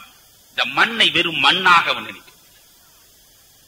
ஏன் இந்த மண்ணின் மீது நாம் அவ்வளவு பக்தி செய்ய வேண்டும்? எந்தையும் தாயும் மகிழ்ந்து குலாவி இருந்தது இன்னா, என் அப்பன் என் அம்மை, என்னை பெற்றெடுத்த அப்பனும் அம்மையும் மகிழ்ந்து உலவிய மண்ணல்லவா இது? அவர்களை பெற்றெடுத்த அப்பனும் அம்மையும் மகிழ்ந்து உலவிய மண்ணல்லவா இது? எந்தையும் தாயும் மகிழ்ந்து குலாவி இருந்ததும் இந்நாடே, அதன் முந்தையர் 1000 ஆண்டுகள் வாழ்ந்து முடிந்ததும் இந்நாடே. படித்தான் கிருஷ்ணசாமி ஐயர், பரவசப்பட்டு போனான். அடுத்து மூன்றாவது பாட்டு வருகிறது. மண்ணும் இமயமலை எங்கள் மலையே, மாநிலம் மீது போல் பிரிதிலையே, இன்னரு நீர்க்கங்கை ஆரங்கள் ஆரே, இங்கிதன் மாண்பிற்கு எதிரது வேறே, மாரத வீரர் மலிந்தனன் நாடு, மாமுனிவோர் பலர் வாழ்ந்த பொன்னாடு, நாரதகான நலந்திகள் நாடு, நல்லன யாவையும் நாடுறும் நாடு, பூரண ஞானம் பொனிந்தனன் நாடு, புத்தர் பிரானருள் தங்கிய நாடு. சாதாரண நாடா இது? பாரத நாடு பழம்பெரும் நாடு. பாடுவோம் இதை எமக்கிளை ஈடு பாடினார். இந்த 3 பாட்டை படித்தவுடனே, என்னையா இந்த பாட்டையெல்லாம் வெறுமனே கையெழுத்திலே வைத்துக் கொண்டிருக்கிறீர்கள்? நாடு முழுவதும் போய் சேர வேண்டாமா? ஒவ்வொரு பள்ளி பிள்ளைக்கும் போய் சேர வேண்டாமா? யார்? பாரதியை வெறுத்த, பாரதியின் தீவிரவாத கொள்கையை எதிர்த்த அந்த கிருஷ்ணசாமி ஐயர் உடனே 100 ரூபாய் எடுத்து, அப்பொழுது 100 ரூபாய் 1906 100 ரூபாய் எடுத்து ஜி.ஏ. நடேசனிடம் கொடுத்து, இதை 1000 கணக்கில் அச்சிட்டு எல்லா பள்ளிகளுக்கும் கொடு என்றார். இதை இன்னும் விளக்கி கொண்டு போனால் மற்ற கனவுகள் போய்விடும். ஆக பாரதி என்கிற கவிஞன் இன்றைக்கும் போற்றப்படுகிறான் என்றால் வேறு ஒரு கவிஞன் தமிழ்நாட்டில் பாடவில்லையே. வடக்கே உலக புகழ் பெற்றவராக நோபல் பரிசு பெற்ற ரவீந்திரநாத் டாகூர் இருந்தார். டாகூர் கூட வெள்ளையனுக்கு எதிராக இவ்வளவு கடுமையாக பாடவில்லையே. நான் ஒரு கூட்டத்தில் பேசுகிற போதும் சொன்னேன், தமிழில் ஆயுத எழுத்து ஒரு எழுத்து என்று புலவர்கள் நமக்கு சொல்லிக் கொடுக்கிறார்கள்.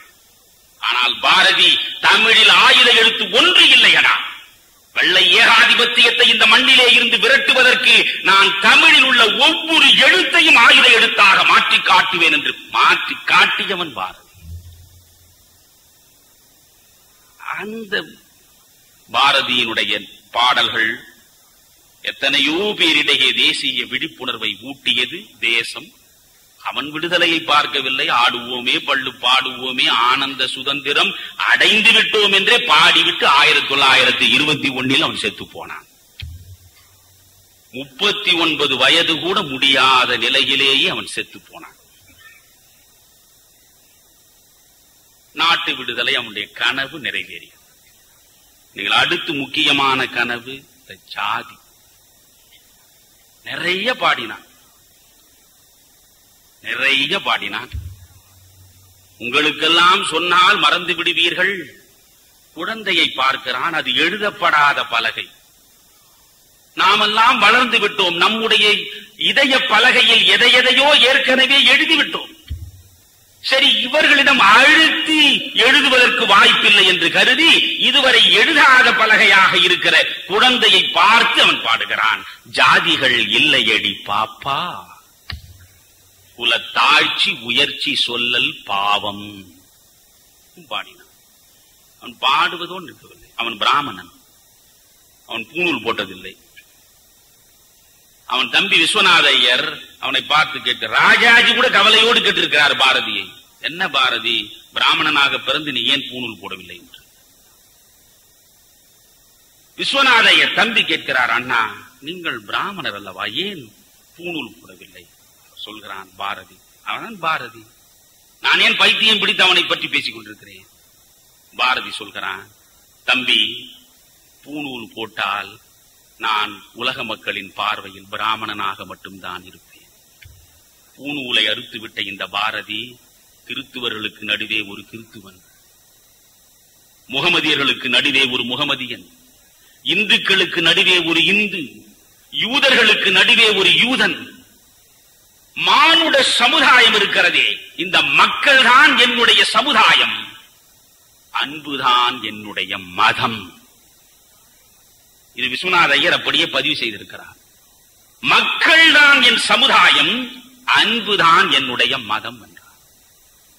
என்றால் கனகலிங்கம் என்ற அரிகனனை அழைத்து வேக வேள்வியோடு காயத்ரி மந்திரத்தோடு அவனுக்கு பூணூல் போட்டான் பாரதி.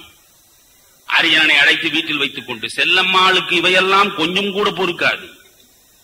வைதீக சிந்தனைகளோட வளர்ந்த பெண்மணி அவள். ஆனால் இப்படி ஒரு பைத்தியக்காரனுக்கு வாழ்க்கைப்பட்டு விட்டோமே. வவ்வாலுக்கு வாழ்க்கைப்பட்டால் தொங்கித்தான் தீர வேண்டும், பேய்க்கு வாழ்க்கைப்பட்டால் ஆடித்தான் தீர வேண்டும் என்பது போல செல்லம்மாள் பாரதி உள்ளுக்குள்ளே அவளுக்கு 1000 வலி இருந்தாலும் கூட அதற்கெல்லாம் அவள் பணிவிடை செய்தால் வீட்டிற்குள்ளேயே அவன் வேள்வி நடத்தினான். வாவேஸ்வரையரை வரவழைத்தான், உட்கார வைத்தான். அத்தனை பேர் உட்கார வைத்துக் கொண்டு காயத்ரி மந்திரம் சொல்லி பூணூல் போட்டான் கனகலிங்கம். தாழ்த்தப்பட்ட குலத்தில் பிறந்தவன் அந்த பூணூலை ஏற்கிற போது உடல் நடுங்குகிறது. உன்னை பாரதி சொல்கிறான், எவனாவது யார் போட்டது பூணூல் என்று கேட்டால் பாரதி போட்டான் என்று சொன்னான். போட்டது மட்டுமல்ல, நீங்கள் ஒன்று புரிந்து கொள்ளுங்கள். வாவேசு ஐயரும் பாண்டிச்சேரியில் தான் இருக்கிறார், அரவிந்தர் பாண்டிச்சேரியில் இருக்கிறார், பாரதி பாண்டிச்சேரி. இவர்களுக்கெல்லாம் முதலில் பாண்டிச்சேரிக்கு போனவன் பாரதி.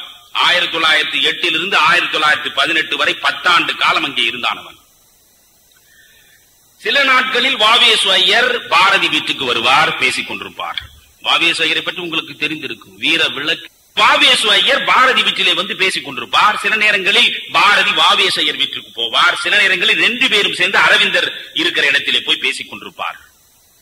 ஒரு நாள் பாரதி வாவேசு ஐயர் வீட்டுக்கு வருகிறான். இவெல்லாம் நடந்த வரலாறுகள்.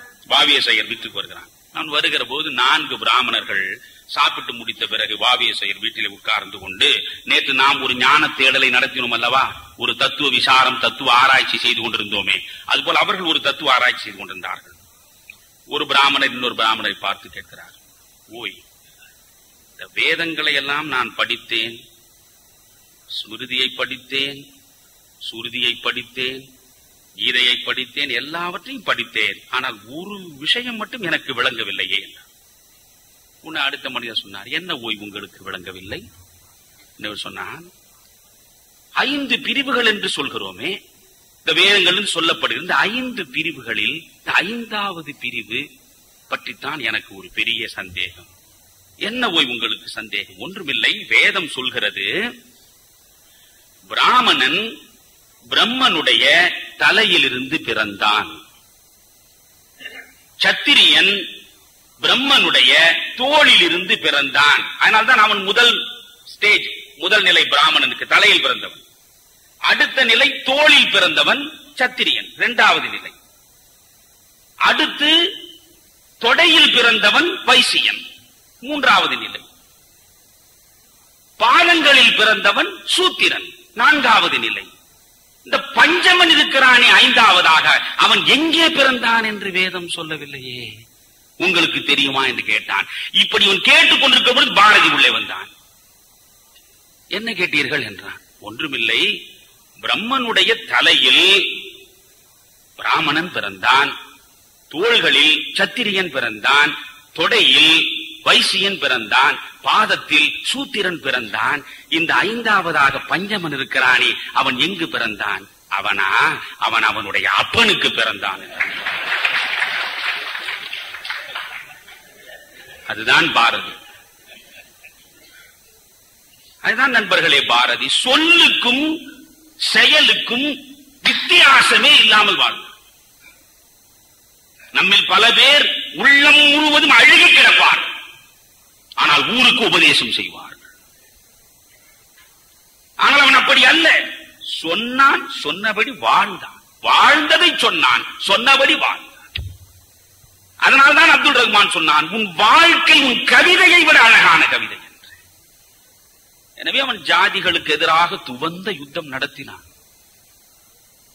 ஆனால் இன்றைக்கு ஜாதி இந்த மண்ணை விட்டு ஒழிந்ததா, ஜாதி வேற்றுமை ஒழிந்ததா? முடிவுக்கு நீங்கள் வாருங்கள், நான் அதை பற்றி போகவில்லை. மதம், இந்த மதம் பற்றி எடுத்துக்கொண்டால் அவனது அளவுக்கு வேதங்களை, உபனிஷதங்களை, அவற்றின் ரகசியங்களை தெளிவாக புரிந்து கொண்டு சொன்னவன் எவனும் இல்லை. நீங்கள் பாரதியை படித்தால் கொஞ்சம் குழம்பி போவீர்கள். ஒரு இடத்தில் அவன் கண்ணனை பாடுகிறான், கண்ணன் பாட்டு பாடுகிறான். அதற்கு முன்னால் தன்னை காதலியாகவும் கடவுளை காதலனாகவும் வைத்துத்தான் பாடுவார்கள். ஆனால் கடவுளையே தன் காதலியாக மாற்றி அதிலேயும் புரட்சி செய்தவன் பாரதி. கண்ணனை கண்ணம்மாவாக்கி கண்ணம்மாவை தன் காதலியாக்கி பாடியவன், குழந்தையாக்கினான். இதை விட நீங்கள் இன்னும் அதிசயம் பார்த்தால் அவனுடைய தொண்டனாக்கினான். கண்ணன் என் சேவகன். எனவே கண்ணனை சேவகனாக்கி, கண்ணனை குழந்தையாக்கி, கண்ணனை காதலியாக்கி, கண்ணா கண்ணா என்று ஒரு பக்கம் உருகினான். சிவனை பாடினான், முருகனை பாடினான், எல்லாம் பாடினான். ஆனால் ஒன்று புரிந்து கொள்ளுங்கள், பல பேர் கேட்டார்கள், இது இன்று வரையில் சரியாக வந்து சேராத பதில்களில் ஒன்று. பாரதி இருந்த பொழுது மீனாட்சி அம்மன் கோயில் அன்றைக்கும் உலக புகழ் பெற்ற கோயில் தானே. அந்த கோவிலை பற்றி ஒரு வரி அவன் பாடவில்லை. காஞ்சி காமாட்சி அம்மன் கோயில் பாரதி இருந்த போதும் இருந்த கோவில் தானே, அந்த கோவிலை பற்றி ஒரு வரி பாடவில்லை. பராசக்தியை பாடுவதற்கு வருகிற பாரதி கவிதையை அவன் சொல்கிறான், நான் கவிதை எழுதவில்லை என்கிறான். செய்யப்படும் கவிதை அனைத்தும் பராசக்தியாலே செய்யப்படும். நானா எழுதுகிறேன், பராசக்தி எழுதுகிறாள் என்றான். அவ்வளவு பராசக்தி பைத்தியமாக இருந்தவன் மீனாட்சியை பாடவில்லை, மதுரை மீனாட்சி கோயிலை. காஞ்சி காமாட்சியை பாடவில்லை, காசி விசாலாட்சியை பாடவில்லை. யாரை பாடுகிறான்? பாண்டிச்சேரியில் அரிசனங்களுக்காக மட்டுமே இருந்த, கூரை மட்டுமே வேய்ந்து கிடந்த முத்துமாரியம்மனைத்தான் பாடுகிறான். ஏன் தெரியுமா? பாரதி இருந்த காலத்தில் காமாட்சி கோயிலிலும் மீனாட்சி கோயிலிலும் இந்த தாழ்த்தப்பட்டவன் உள்ளே நுழைவதற்கு அனுமதி கிடையாது. தாழ்த்தப்பட்டவன் உள்ளே வருவதற்கு அனுமதி மறுக்கிற அந்த கோவிலை நான் ஒதுக்கி வைக்கிறேன் என்று நினைத்தவன் பாரதி. அதுதான் அன்பு, ஆன்மீகம் பற்றி பேசிக் கொண்டிருக்கும். எல்லா உயிர் அவனே எழுதுகிறான், எல்லா உயிர்களும். அவன் சொல்கிறான், எழுதுகோள் தெய்வம் என் எழுத்தும் தெய்வம். பார்க்கின்ற உயிர்களெல்லாம் கடவுள் கண்டி. நம் முன்னாலே இருக்கிற எல்லாமே கடவுள், எல்லாரும் கடவுள். அவன் தின்ன வரும் புலி, அதை கூட தின்ன வரும் புலி தன்னை சிந்தையில் அன்போடு போற்றிடுவாய், அன்னை பராசக்தி அவ்வுருவாயினால் அவளை வணங்கிடுவாய் என்றான். பாய்ந்து வருகிற புலியை கூட பராசக்தியாக பார்க்கிற மனம் அவன். எல்லா உயிர்களிலும் இறைவனை பார்த்தவன் அவன். எல்லா உயிர்களிலும் இறைவன் இருக்கிற போது அதில் ஒரு உயிர் உள்ளே வரக்கூடாது என்று ஒரு ஆலயம் தடுக்குமானால் அந்த ஆலயத்தை நான் ஏனடா பாட வேண்டும் என்று வேண்டுமென்றே எவன் உள்ளே வரக்கூடாது என்று நீ சொன்னாயோ அவன் மட்டுமே வைத்திருக்கிற அந்த கோவிலை அவன் பாடிவிட்டு போனான். அதனால்தான் அவன் மகாகவி, மனிதர்களுக்காகவே சிந்தித்து சிந்தித்து பாடிய கவி. மதங்களை பார்த்தால் பல கடவுளை பாடினான். அப்படி என்றால் கடவுள் பலவா? ஒரு நாமம் ஓருருவம் ஒன்றும் இல்லார்க்கு 1000 திருநாமம் பாடினான் தெள்ளேனும் கொட்டோமோ மாணிக்க வாசகர் சொல்கிறார். பல கடவுள்களை பாடிய நம்முடைய ஞானிகளுக்கும் சித்தர்களுக்கும் கடவுள் ஒன்றுதான் என்பதில் கருத்து வேற்றுமையே கிடையாது. பிறகு ஏன் பல கடவுளை பாட வேண்டும்? அமெரிக்காவிலே ஒரு பள்ளிக்கூடம் இருந்தது, குழந்தை பள்ளிக்கூடம். அந்த பள்ளிக்கூடத்திற்கு பிள்ளைகளை வீட்டிலிருந்து அழைத்து வருவதற்கும் திரும்ப கொண்டு போய் சேர்ப்பதற்கும் பல பஸ்ஸுகள் இருந்தன. ஆனால் இந்த பஸ்ஸுகளில் குறிப்பிட்ட ஒரு 2-3 பஸ்ஸுகளில் மட்டும்தான் எல்லா பிள்ளைகளும் ஏறுவதனால் ஒரே நெரிசல். மற்ற பஸ்ஸுகள் காலியாகவே இருந்தன. இவ்வளவு பஸ்ஸுகளை நாம் போட்டும் இவ்வளவு பேருந்துகளை பயன்படுத்தியும் இந்த பிள்ளைகள் குறிப்பிட்ட 1-2 பஸ்ஸுகளிலேயே ஏறிவிடுவதனால் மற்ற பேருந்துகள் காலியாக இருப்பது ஒன்று. இந்த 2 பேருந்துகளில் ஏராளமாக பிள்ளைகள் நெரிசலோடு கிடக்கிறார்களே, இதற்கு என்ன செய்வது? இந்த குழந்தைகளை மாற்றுவதற்கென்று அந்த நிர்வாகம் யோசித்தது. பிறகு என்ன செய்தது? அன்ன வடிவத்தில் ஒரு பஸ், கிளி வடிவத்தில் ஒரு பஸ், சிங்க வடிவத்தில் ஒரு பஸ், மயில் வடிவத்தில் ஒரு பஸ், இப்படி பல்வேறு வடிவங்களில் பேருந்துகளை உருவாக்கி அந்த பள்ளிக்கூடத்தில் நிறுத்துகிற பொழுது மயில் வடிவத்தில் உள்ள பஸ்ஸை பிடித்த பிள்ளைகள் மயில் வடிவ பஸ்ஸிலே போய் உட்கார்ந்து கொண்டனர். அன்ன வடிவத்திலே இருந்த பஸ்ஸை பிடித்தவர்கள் அன்ன வடிவத்தில் ஏறி உட்கார்ந்து கொண்டார்கள். இப்பொழுது இந்த நெரிசலே இல்லாமற் போனது. அதுதானப்பா இந்த பல கடவுள் தத்துவமே. கடவுள் ஒன்றுதான். எனக்கு இப்படி இருக்கிற பிள்ளை யாரை பிடிக்கிறது? பெருச்சாலையின் மீது உட்கார்ந்து இருக்கிற இது ஏதோ ஒரு வித்தியாசமாக இருக்கிறதே, நாம் கடவுளை இந்த இடத்தில் கொண்டு போய் நிறுத்தி வணங்குவோம். நாம் நிறுத்தி வணங்குகிறோம். நீங்கள் அதை நன்றாக புரிந்து கொள்ள வேண்டும். கண்ணதாசன் பாட்டுக்கே மறுநூறு பெரிய பெரிய விஷயத்தை கண்ணதாசன் சின்ன சின்ன சினிமா பாட்டில் சொல்லி இருக்கிறான். கண்ணிலே அன்பிருந்தால் கல்லிலே தெய்வம் வரும். வேற எவன் சொல்ல முடியும்? இது கல் தான். இந்த கல்லில் உனக்கு தெய்வம் எப்படி வந்தது? உன் கண்ணில் அன்பு இருப்பதன். இந்த கண் உன்னை இதை பார்க்கிற போது இதுதான் கடவுள், இதுதான் எனக்கு வழிகாட்டி என்று அன்போடு பார்க்கிற போது கல் கடவுள் ஆகிவிடுகிறது. எனக்கு இந்த வடிவம் பிடிக்கிறது. நான் பிள்ளையார் அன்றாட வழிபாடு செய்பவன், எனக்கு பிள்ளையார் பிடிக்கிறது. உங்களுக்கு மயில் மீது உட்கார்ந்து கொண்டு எழிலோடு காட்சி அளிக்கிற முருகன் பிடிக்கலாம். ஒருவருக்கு சூலம் வைத்துக் கொண்டு நாக்கை வெளித்தள்ளிக் கொண்டிருக்கின்ற பத்ரகாளி பிடிக்கலாம். என்றால் தீமையை அழிக்கக்கூடிய வடிவம் இது. இந்த நாட்டில் தீமை அழிய வேண்டும் என்று கருதுகிற போது நான் தீமையை அழிப்பதற்கு ஆயுதத்தோடு இருக்கிற அந்த நிலையில் நான் கடவுளை பார்க்கிறேன். ஆனால் கடவுள் ஒன்றுதான். அதில் பாரதி தெளிவாக இருந்தான். அதனால்தான் எல்லா மதங்களையும் அவன் வழிபாடு செய்தான். விநாயக தேவனாய், வேலுடை குமரனாய், நாராயணனாய், நதிச்சடை முனிகனாய், பிறநாட்டிருப்போர் பல பெயர் கூறி அல்லா யெகோவா என தொழு தன்புறும் தேவரும் தானாய், திருமகள் பாரதி உமையவள் என்று வரிசையாக எல்லாரையும் பார்த்து கடைசியில் ஒன்று சொல்கிறான். ஒன்று பரம்பொருள், நாம் அதன் மக்கள், உலகு இன்பக்கேணி. உலகு பாவம் நிறைந்த இடம், இதை விட்டு பறந்து விட வேண்டும் என்று பாரதி சொல்லவில்லை. ஒன்று பரம்பொருள், நாம் அதன் மக்கள், உலகு இன்பக்கேணி என்று அவன் பாடுகிறான். எனவே மதத்தை பொறுத்தவரையில் எந்த மதமாக இரு. நான் இந்த இடத்தில் நபிகள் பெருமானவர்கள் சொன்ன ஒரு அற்புதமான வாசகம் நான் எல்லா இடங்களிலும் சொல்கிறேன். அவர் அழகாக சொன்னார், உன் மார்க்கம் உன்னுடையது, என் மார்க்கம் என்னுடையது. நீங்கள் இஸ்லாம் என்றாலே அன்பு என்றுதான் பொருள் நண்பர்களே. எந்த மதம் கத்தி எடு, வேல் எடு, குத்து, கோயிலை இடி, எந்த மதம் சொன்னது? மதம் பிடித்த நாம் செய்து கொண்டிருக்கிறோம். நபிகள் பெருமான் சொல்கிறார், கூடாரங்கள் தனித்தனியாக பிரிந்து கிடக்கட்டும். இங்கே இருப்பவர்கள் கூட வெவ்வேறு மதம் இருந்தால் இதை மனதிலே வைத்துக் கொள்ளுங்கள்.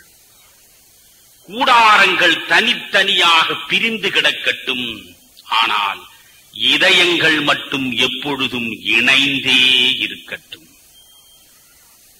நீ இந்துவா உனக்கு ஒரு கூடாரம், நீ கிறித்துவனா உனக்கு ஒரு கூடாரம், நீ சமணனா உனக்கு ஒரு கூடாரம், நீ பௌத்தனா உனக்கு ஒரு கூடாரம். கூடாரங்கள் தனித்தனியே பிரிந்து கிடக்கட்டும், ஆனால் மனிதர்களே உங்கள் இதயங்கள் மட்டும் எப்போதும் இணைந்தே கிடக்கட்டும் என்றார். அதுதான் பாரதியம், அதுதான் பாரதியின் மதம் சார்ந்த பார்வை. அது இன்றைக்கு நிறைவேறி இருக்கிறதா? இல்லை. ஒன்று புரிந்து கொள்ள வேண்டும். 1947 ஆகஸ்ட் மாதம் 15ஆம் தேதி இந்த நாடு விடுதலை பெற்றது. இந்த நாடு விடுதலை பெற்ற போது உலகத்தில் எத்தனையோ நாடுகள் அடிமை தலையை அறுத்து சுதந்திர காற்றை சுனாதமாக சுவாசித்தபடி விடுதலையை பெற்றிருக்கின்றன. ஆனால் எந்த நாட்டிலும் ஒரு நாடு சுதந்திரம் அடைகிற போது 5 லட்சம் பிணங்கள் விழுந்து ரத்த ஆறு ஓடியது கிடையாது. இந்த நாட்டிலேதான் ஓடியது. இந்த நாடு சுதந்திரம் பெற்ற போது இந்தியாவின் வடக்கே மதத்தின் பெயரால் மனிதர்கள் ஒருவர் மாறி ஒருவர் தாக்கி 5 லட்சம் பிணங்கள் விழுந்து ரத்த ஆறு ஓடியது. 50 ஆண்டு காலம் முடிந்து சுதந்திர பொன்விழாவை சமீபத்தில் நடத்தினோம். சுதந்திர பொன்விழாவை அரசு அறிவிக்கிற அதே நாளிலேதான் இந்தியாவின் தெற்கே ராமநாதபுரம் திருநெல்வேலி மாவட்டத்தில் சாதி காரணமாக ரத்த ஆறு ஓடியது. 2 சாதிகளுக்கு இடையே மோதல். அதனால்தான் பாரதியினுடைய முதல் கவிதை, நீங்கள் போனது வீட்டில் எடுத்து பிரித்து பாருங்கள், முதல் கவிதை வந்தே மாதரம் என்போம் எங்கள் மாநில தாயை வணங்குதும் என்போம் என்று வாழ்த்திவிட்டு அவன் இந்த மண்ணுக்கு சொல்கிற முதல் செய்தியே ஜாதி மதங்களை பாரோ. இந்தியா ஒன்றாக இருக்க வேண்டும் என்றால், மக்கள் ஒன்றாக இருக்க வேண்டும் என்றால் ஜாதியை மீறி மதங்களை மீறி மனிதர்கள் இணைய வேண்டும் என்று சொன்னான். அந்த கனவு நிறைவேறி இருக்கிறதா? நீங்கள் யோசிங்க. அடுத்து பெண் விடுதலை. நீங்கள் வேத காலம் தொட்டு இன்று வரை பாரதி, நீங்கள் யாரை, நீங்கள் கடவுளை வணங்க மறுக்கிறீர்களோ இல்லையோ, ஆனால் பாரதியை வணங்க மறுத்து விடாதீர்கள். அவன் தான் உங்களுக்கு வாழ்வு கொடுத்தவன். அன்னை நிவேதிதா தேவி அவன் சந்திக்கிறான். அவன் 3 முறை காங்கிரஸ் மாநாட்டுக்கு போனான். 1905 காசி மாநாடு, 1906 கல்கத்தா மாநாடு, 1907 சூரத் மாநாடு. இந்த 3 மாநாட்டுக்கு அவன் போனான். 2 முறை அவன் சென்ற போது நிவேதிதா தேவியை அவன் சந்திக்கிறான். நீங்கள் பாரதி படத்திலே கூட அதை பார்த்திருப்பீர்கள் அந்த காட்சி. ஆனால் ஒன்று, தமிழ்நாட்டிலேயே பாரதி படம் ஒரு 2 திரையரங்குகளில் மட்டும் ஆட்கள் இல்லாமல் 100 நாள் ஓடியது. நான் அப்பொழுதுதான் நினைத்துக் கொண்டேன், ஒரு விஷயத்தில் நம் தமிழன் தெளிவாக இருக்கிறான். பாரதி வாழ்ந்த போதும் அவனை ஒழுங்காக வாழவிடவில்லை. பாரதியை படம் எடுப்பவனும் வளமாக வாழ்ந்துவிடக் கூடாது. ரொம்ப தெளிவு நமக்கு. நான் அதை 3-4 முறை போய் பார்த்தேன். ஆனால் அற்புதமாக பாரதியாகவே வாழ்ந்து காட்டினான் அந்த நடிகன், மராட்டிய நடிகன், மேடை நாடகத்தின் நடிகன். அவனுக்கு இந்த தேசத்தின் சிறந்த நடிகன் பட்டம் கிடைக்கவில்லை. அங்கு நாம் போக வேண்டாம். ஆனால் நான் என்ன சொல்ல வருகிறேன், நீங்கள் மிக தெளிவாக புரிந்து கொள்ள வேண்டியது, இந்த அன்னை நிவேதிதா தேவியை போய் இவன் பார்க்கிறான். பார்ப்பதற்கு முன்பு பாரதிக்கும் கொஞ்சம் பழமை சிந்தனை இருந்திருக்கிறது. அன்னை நிவேதிதா தேவி, அன்னை நிவேதிதா தேவி யார்? அந்த அன்னையினுடைய உண்மையான பெயர் Margaret Elizabeth Nobel. Margaret Elizabeth Nobel என்கிற ஐரிஷ் பெண்மணி, அயர்லாந்து பெண்மணி. அயர்லாந்தில், இங்கிலாந்துக்கு பக்கத்திலே இருக்கிற அயர்லாந்தில் பிறந்த அந்த பெண்மணி விவேகானந்தரிடம் மனதை பறிகொடுத்து விவேகானந்தரின் முதல் பெண் சீடர், ராமகிருஷ்ண மடத்தின் முதல் பெண் சீடர் அவர்தான். முதல் பெண் துறவி. இந்திய மண் விடுதலை பெறுவதற்காக அவர் முயன்றார். ஒன்று புரிந்து கொள்ள வேண்டும், பாரதி சென்னைக்கு வந்த பிறகு தன் நண்பர்களிடம் வியந்து சொல்லி இருக்கிறான், நிவேதிதா தேவியை நான் சந்தித்தேன். நிவேதிதா தேவி சொன்னார், நீங்கள் எல்லாம் கோழைகள், அடிமைப்பட்டு கிடக்கிற இந்த மண்ணை விடுவிக்க வேண்டும் என்கிற வெறி உங்களுக்கு வர வேண்டாமா என்று சொல்லிக்கொண்டே தன் மேலங்கியை திறந்து காட்டி, நீங்கள் எங்களை குண்டு போட்டு அல்லது துப்பாக்கி வைத்து துளைத்து வெளியேற்ற வேண்டும் என்று சொன்னார். ஒரு அடிமை நாடு விடுதலை பெற வேண்டும் என்று இங்கே இருப்பவனுக்கு இல்லாத உணர்வு ஒரு ஐரிஷ் பெண்மணிக்கு இருந்திருக்கிறது. அந்த மார்கரெட் எலிசபெத் நோபல் என்கிற அந்த பெண்ணுக்கு விவேகானந்தர் தான் நிவேதிதா என்று பெயர் வைத்தார். ஏன் தெரியுமா? இந்திய நாட்டின் மேன்மைக்காக சமர்ப்பிக்கப்பட்ட நிவேதன பொருள் அந்த பெண்மணி. அதுதான் அன்னை நிவேதிதா. அந்த பெண்மணியை பார்த்தார். பாரதியார் பேசிக் கொண்டிருந்தார். நீங்கள் எங்கிருந்து வருகிறீர்கள் என்றால், நான் சென்னையிலிருந்து வருகிறேன், மாநாட்டிற்கு வந்தேன். சரி, உங்களுக்கு திருமணம் ஆகிவிட்டதா? ஆகிவிட்டது. ஏன் உங்கள் மனைவியை அழைத்துக் கொண்டு வரவில்லை? உடனே பாரதியார் சொல்கிறார், புதுமை பெண்ணை பின்னாலே பாடிய பாரதி சொல்கிறார், நாங்கள் வெகு தூரம் பயணம் செய்கிற பொழுது பெண்களை உடன் அழைத்துக் கொண்டு வருகிற பழக்கம் இல்லை. அத்தோடாவது பாரதி நிறுத்தி இருக்கலாம். அது சொன்னார், நான் வந்திருப்பது காங்கிரஸ் மாநாட்டுக்கு, அவள் வந்து என்ன செய்ய போகிறாள் என்றார். அப்பொழுது பாரதிக்கும் பெண்ணும் பற்றி என்ன பார்வை இருந்திருக்கிறது நமக்கு தெரிகிறது. உடனே அன்னை நிவேதிதா தேவி பாரதியாரை பார்த்து சொன்னார், மகனே, அதை அப்படியே உள்வாங்கிக் கொண்டான் பாரதி. சாகிற வரை இதை சத்தியமாக வேள்வி நடத்தினார். அன்னை நிவேதிதா தேவி அருளுரை வழங்குகிறார். மகனே, மதம், சாதி, பிறப்பு காரணமாக வேதங்களை பார்க்காதே. முதல் அறிவுரை பாரதிக்கு அன்னை வழங்கியது. மதம் காரணமாக, சாதி காரணமாக, பிறப்பு காரணமாக, செல்வ குடும்பத்தில் பிறந்தானா, வறிய குடும்பத்தில் பிறந்தானா, மதம் காரணமாக பெண்ணை காமத்துடன் பார்க்காதே. மூன்றாவது, பெண்ணை இருட்டில் வைத்துவிட்டு ஆண் மட்டும் வெளிச்சத்தில் ஒருபோதும் வாழ முடியாது. பெண்ணை இருட்டில் வைத்துவிட்டு ஆண் மட்டும் வெளிச்சத்தில் ஒருபோதும் வாழ முடியாது, மனதிலே வைத்துக் கொண்டான். அப்படியே ஏற்றுக்கொண்டான்.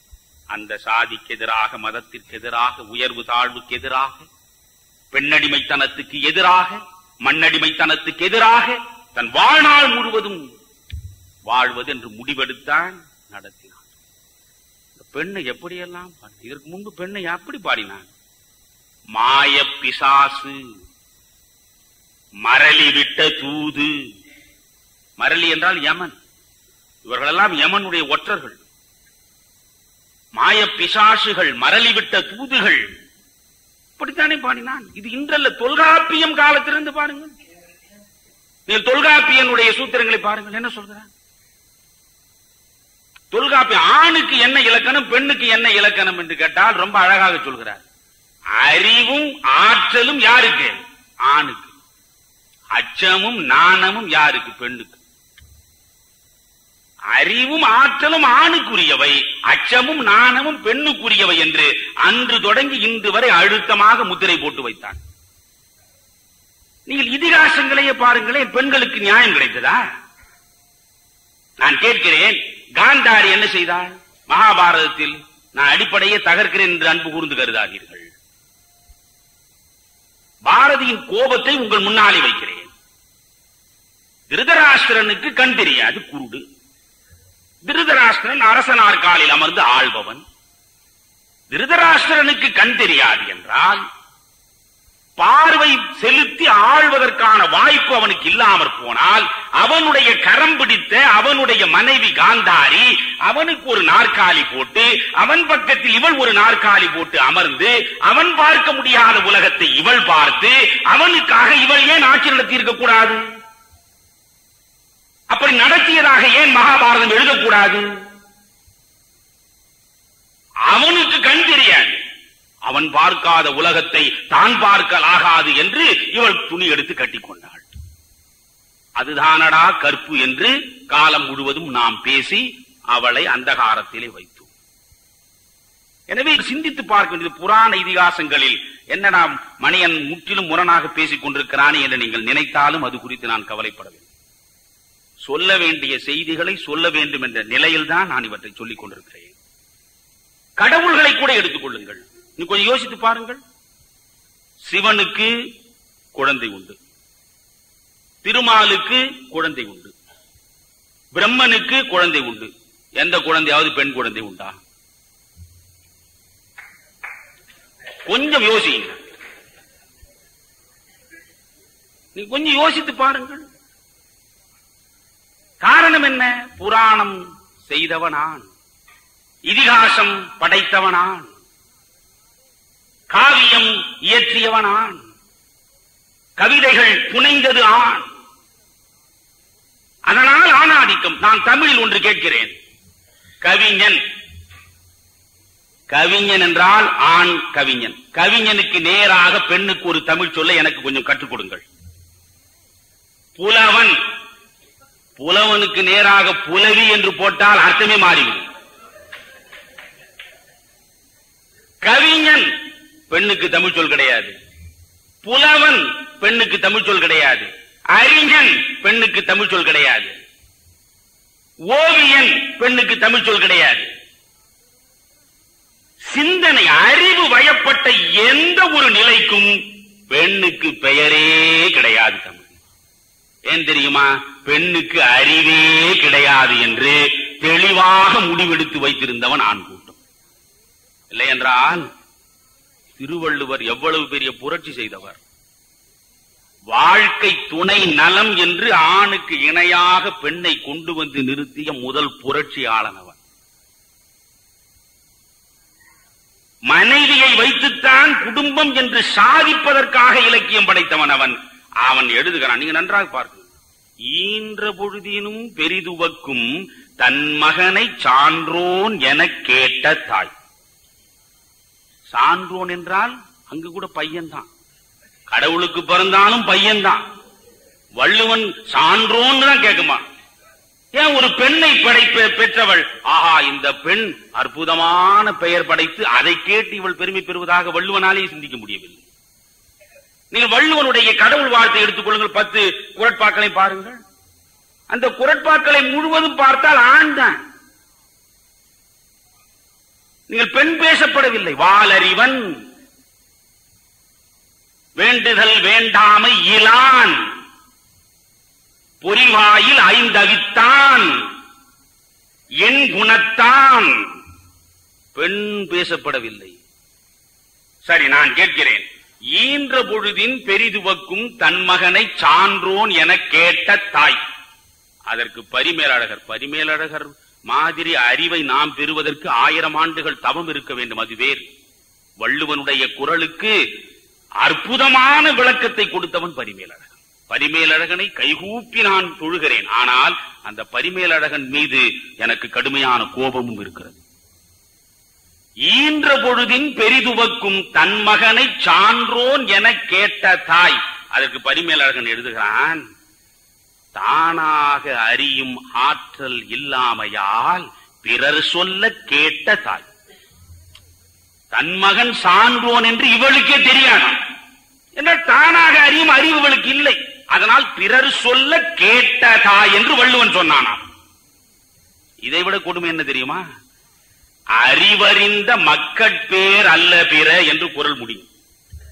இதற்கு பரிமேலழகர் உரை எழுதுகிறார், கொடுமை இது. அறிவறிந்த என்று சொன்னதனால் மக்கட்பேறு என்பது பெண் ஒழித்து நின்றது. அறிவறிந்த என்ற வார்த்தையை போட்டிருப்பதனால மக்கட்பேறு என்று, குழந்தை செல்வம் என்று வள்ளுவன் சொல்வது பெண்ணை தவிர்த்து விட்டு ஆணை சொல்வது என்று சொல்றது. அப்படின்னா அறிவே கிடையாது. தமிழ்ல எழுதியிருக்கானே. நீ இதை விட கொடுமை என்ன தெரியுமா? ஔவையாரையே அப்படி சொல்ல விட்டுருக்கான். பெண்ணே சொல்றான், தையல் சொல் கேளேல், பெண் பேச்சை கேட்காதே. சொல்வது யார்? ஔவையார். எனக்கு ஒரு சந்தேகம், இது ஔவையார் என்கிற வடிவத்தில் எவன் ஒரு ஆண் எழுதியிருப்பானோ? ஆனால் இதை பாரதி என்ன செய்தான்? தையல் சொல் கேளேல். நாம் உடனே நம்முடைய புலவர் பெருமக்கள் சாதாரணமானவர்களா? உடனே அவர்கள் ஔவையார் அப்படி சொல்லவில்லை.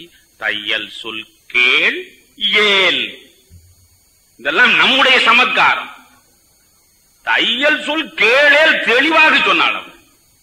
உடனே பாரதி புதிய ஆட்சி சொல்லியிருக்கான், தையலை உயர்வு செய். அதுதான் பாரதி.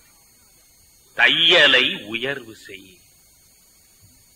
நீ எந்த பெண்ணை மாயப்பிசாசு என்றும் மரளிவிட்ட தூது என்றும் சொன்னாயோ அந்த பெண்ணை பார்த்து பாரதி சொல்கிறான், சாதம் படைக்கவும் செய்திடுவோம், தெய்வ சாதி படைக்கவும் செய்திடுவோம். வலிமை சேர்ப்பது தாய்முலை பாலடா, களி அழிப்பது மாகரார் அறமடா. பெண்ணை பற்றி பேசுகிறான். பெண்ணுக்கு ஞானம் வைத்தான், புவி பேணி வளர்த்திடும் ஈசன். ஈசன் பெண்ணுக்கு அறிவை வைக்காமல் போகவில்லை, பெண்ணுக்கு ஞானம் வைத்தான், புவி பேணி வளர்த்திடும் ஈசன். ஆனால் நல்ல மாதர் அறிவை கெடுத்தார். யார்? இந்த மாந்தர். நாம் தான் கெடுத்தோம்.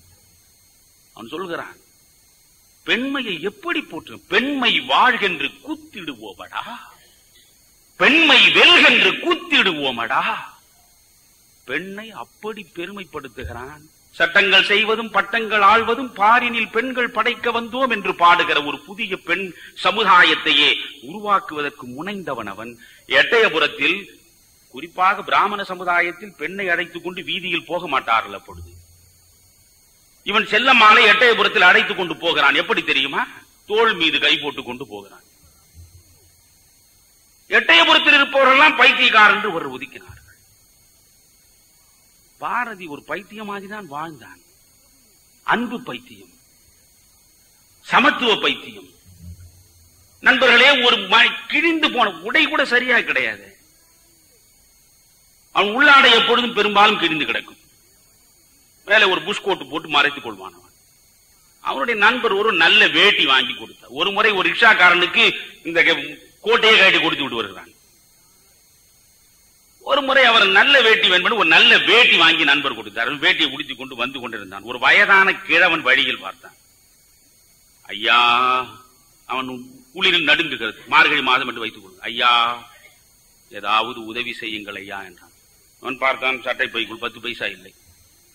நீ வா வீட்டிற்கு என்றான். அவன் வீட்டுக்கு போனான். வீட்டிற்கு போனவுடன் நீ வெளியே கொஞ்சம் நில் என்றான். நின்றான். உள்ளே போய் விறுவிறுவென்று தன்னுடைய வேட்டியை அவிழ்த்தான்.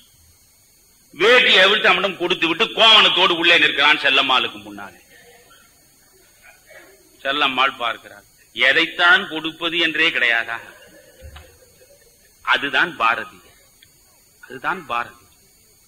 அப்படி ஐயா என்று கேட்டான். கொடுப்பதற்கு ஒன்றுமில்லை, வேட்டியை தவிர. ஆனால் இல்லை என்று சொல்வதற்கு அவனுக்கு மனதில்லை. ஆனால் நான் கவிதை எழுதினானே, இல்லை என்ற சொல்லை இல்லையாக வைப்பேன். செல்லம்மாளுக்கு அவன் கட்டளையிட்டு இருக்கிறான். அரிசி இல்லை என்று சொல்லக்கூடாது. அரிசி இல்லை, இல்லாதது இல்லை என்று சொல்லக்கூடாது. எவ்வளவு சித்திரவதை என்று பாருங்கள். அரிசி இல்லை என்று சொல், ஏனென்றால் இல்லை என்ற சொல்லை இல்லையாக வைப்பேன் என்று நான் எழுதி கொண்டிருக்கிறேன். நீ என்ன இல்லை என்று பேசுகிறாயா? பிறகு நான் அரிசி இல்லாதது எப்படித்தான் சொல்வது? என்று சொல். என்று இவெல்லாம் மணியன் கற்பனையில் சொல்வதில்லை. ரா பத்மநாபன் தேடி தேடி இவை அனைத்தையும் பாரதி புதையல் என்று கொண்டு வந்து கொட்டி இருக்கிறார். நாம் படிப்பதில்லை. அரிசிக்கு முதல் எழுத்து ஆ, இல்லைக்கு முதல் எழுத்து இ. ஆ இ என்று சொல், நான் புரிந்து கொள்கிறேன். அரிசி இல்லை என்று சொல்லாது. அது போன்று வாழ்ந்த மனிதன் அந்த பெண்ணை உயரத்தில் தூக்கி வைக்க நினைத்தான். பெண்ணுக்காகவே எழுதினான். பெண்ணுக்காக அவன் எழுதினான். அவன் எனவே பெண் விடுதலைக்கு அவன் எப்படி எழுதினான் என்று படித்து பாருங்கள். இன்றைக்கும் பெண்ணுக்கு முழு விடுதலை கிடையாது. பெண் தான் வேலைக்கு போகிறாளே, உண்மைதான். பெண்ணுடைய மாத வருமானம் ஆண் சட்டை பைக்கு தானே வந்து சேர்கிறது. பெண் வேலைக்கு போகிறாள், ஆண் வேலைக்கு போகிறான். பெண்ணும் வேலைக்கு சென்று களைத்து 5 மணிக்கு இல்லம் திரும்புகிறாள். ஆணும் வேலைக்கு சென்று களைத்து 5 மணிக்கு இல்லம் திரும்புகிறார். இல்லம் திரும்பிய ஆண் ஈசி சேரில் சாய்ந்து கொள்கிறார். சாய்ந்து கொண்டவுடன் என்ன சொல்கிறார்? பார்வதி, உடனே போய் ஒரு நல்ல காஃபி போட்டு கொண்டு வா என்கிறார். பார்வதி உன்னை போல்தானே வெளியே போய் உழைத்து களைத்து உள்ளே வந்திருக்கிறாள். ஆனா உழைத்து களைத்து உள்ளே வருகிற பெண் ஆணுக்கு பணிவிடை செய்வதற்கென்றே பிறந்தவள் என்கிற சிந்தனை இன்றைக்கும் ஆணுக்கு இருக்கிறது. நீங்கள் நிறைய செய்திகள் பேசலாம். செயின்ட் பால் தெளிவாகவே எழுதி வைத்திருக்கிறார், ஆணை எதிர்த்து பெண் பேசக்கூடாது, ஆணுக்கு பெண் அறிவுரை சொல்லக்கூடாது, ஆண் சொல்படிதான் பெண் நடக்க வேண்டும், ஆணுக்கு கீழ்தான் பெண். ஏனென்றால் கடவுள் முதலில் ஆதாமை படைத்துத்தான் பிறகு ஏவாளை படைத்தான். இப்படியே நாம் சொல்லி வைத்திருக்கிறோம். இதையெல்லாம் மாற்றி ஆணுக்கு பெண்ணை கற்பு நிலை என்று சொல்ல வந்தால் இருபாலார்க்கும் அதை பொதுவில் வைப்போம் என்று சொன்னவன் பாரதி. அந்த பெண் விடுதலை இன்றைக்கு முற்றாக நடந்திருக்கிறதா? நாம் ஆண்கள் சொல்லலாம் 33% கொடுத்திருக்கிறோம் ஐயா. உள்ளாட்சி தேர்தலை பாருங்கள், 33%. உண்மைதான். இந்த 33% வெற்றி பெற்று போகிற மேயரில் இருந்து உள்ளாட்சியில் ஒன்றிய தலைவர் வரை பெண்கள் இருந்தால் பெண்ணை ரிமோட் கண்ட்ரோல் வைத்துக் கொண்டு இயக்கிக் கொண்டிருப்பவர் அவருடைய புருஷனாகத்தான் இருக்கிறார். ஏனென்றால் அது பெண் தொகுதியாகிவிட்டது. இவரால் நிற்க முடியாது. பெண் தொகுதியில் இவர் நிற்க முடியாத காரணத்தினால் அவர் ரொம்ப பெரிய சமுதாய சீர்திருத்தவாதி. அவர் தன் வீட்டை தாண்டி சிந்திக்க மாட்டார். நாம் நிற்க முடியவில்லை. சரி, இந்த இடத்திலேயே இந்த தெருவில் அல்லது இந்த ஊரில் நல்ல அறிவாற்றல் நிறைந்த சமூக பணியில் ஆர்வமுள்ள ஒரு பெண் யாராக இருப்பார், பார்த்து அவரை நிறுத்தும் என்று நினைக்க மாட்டார். நான் நிற்பதாக இருந்தேன், ஆனால் தொகுதி பெண் தொகுதி ஆகிவிட்டது. அதனால் என்ன, இருக்கவே இருக்கிறாள் என் மனைவி. அவர் வீட்டை விட்டு அவர் சேரிட்டி பிகின்ஸ் அட் ஹோம் அல்லவா? உன்னை பெண்ணை நிற்க வைக்கிறார். ஏன் நிற்க வைக்கிறார்? பெண் நின்றால் எதை செய்ய வேண்டும், எப்படி போக வேண்டும், எல்லாவற்றையும் இவருக்கு ரிமோட் கண்ட்ரோல் வைத்துக் கொண்டிருப்பார். எங்கே கிடைத்தது விடுதலை? எங்கே பாரதியின் கனவு நிறைவேறிற்று? நீங்களே முடிவு செய்து கொள்ளுங்கள். இறுதியாக சமத்துவம். பாரதி சாவதற்கு முன்பு எழுதிய கடைசி கவிதை இதுதான் நண்பர்கள். நினைத்து பாருங்கள், எழுதிய கடைசி கவிதை சொல்லுகிற போதே நான் உணர்ச்சி வசப்படுகிறேன். பாரத சமுதாயம் வாழ்கவே, 30 கோடி ஜனங்களின் சங்கம் முழுமைக்கும் பொது உடைமை, ஒப்பிலாத சமுதாயம் உலகத்துக்கு ஒரு புதுமை. தான் பாரதி கண்மூடுவதற்கு முன்பு எழுதி. 30 கோடி ஜனங்களின் சங்கம் முழுமைக்கும் பொது உடைமை. எல்லாருக்கும் வீடு, எல்லாருக்கும் சோறு, எல்லாருக்கும் உடை. இருப்பவன் ஒரு பக்கம், இல்லாதவன் மறுபக்கம் என்ற சமூகம் இருக்கக்கூடாது. 30 கோடி ஜனங்களின் சங்கம் முழுமைக்கும் பொது உடைமை, ஒப்பிலாத சமுதாயம் உலகத்துக்கே ஒரு புதுமையாக இந்த இந்தியா உருவெடுக்க வேண்டும் என்று அவன் நினைத்தான். அதில்தான் அவன் பாடினான், தனி ஒருவனுக்கு உணவில்லை எனில் ஜகத்தினை அழித்திடுவோம். மனிதர் நோக மனிதர் பார்க்கும் வாழ்க்கை இனி உண்டோ கேட்கிறான். மனிதர் நோக மனிதர் பார்க்கும் வாழ்க்கை இனி உண்டோ?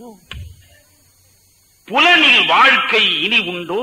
நம்மில் அந்த வாழ்க்கை இனி உண்டோ என்று திரும்ப திரும்ப 3 முறை கேட்கிறான். அதுதான் அவன் எழுதிய கடைசி பாடல். இன்றைக்கு சமத்துவ சமுதாயத்தை சந்தித்து விட்டோமா? இல்லை.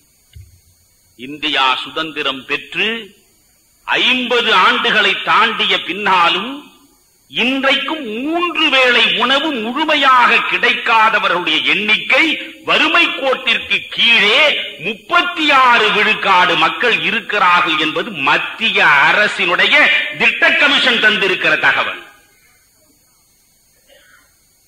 கிடைத்துவிட்டதா எல்லாருக்கும்? யோசித்துக் கொள்ளுங்கள்.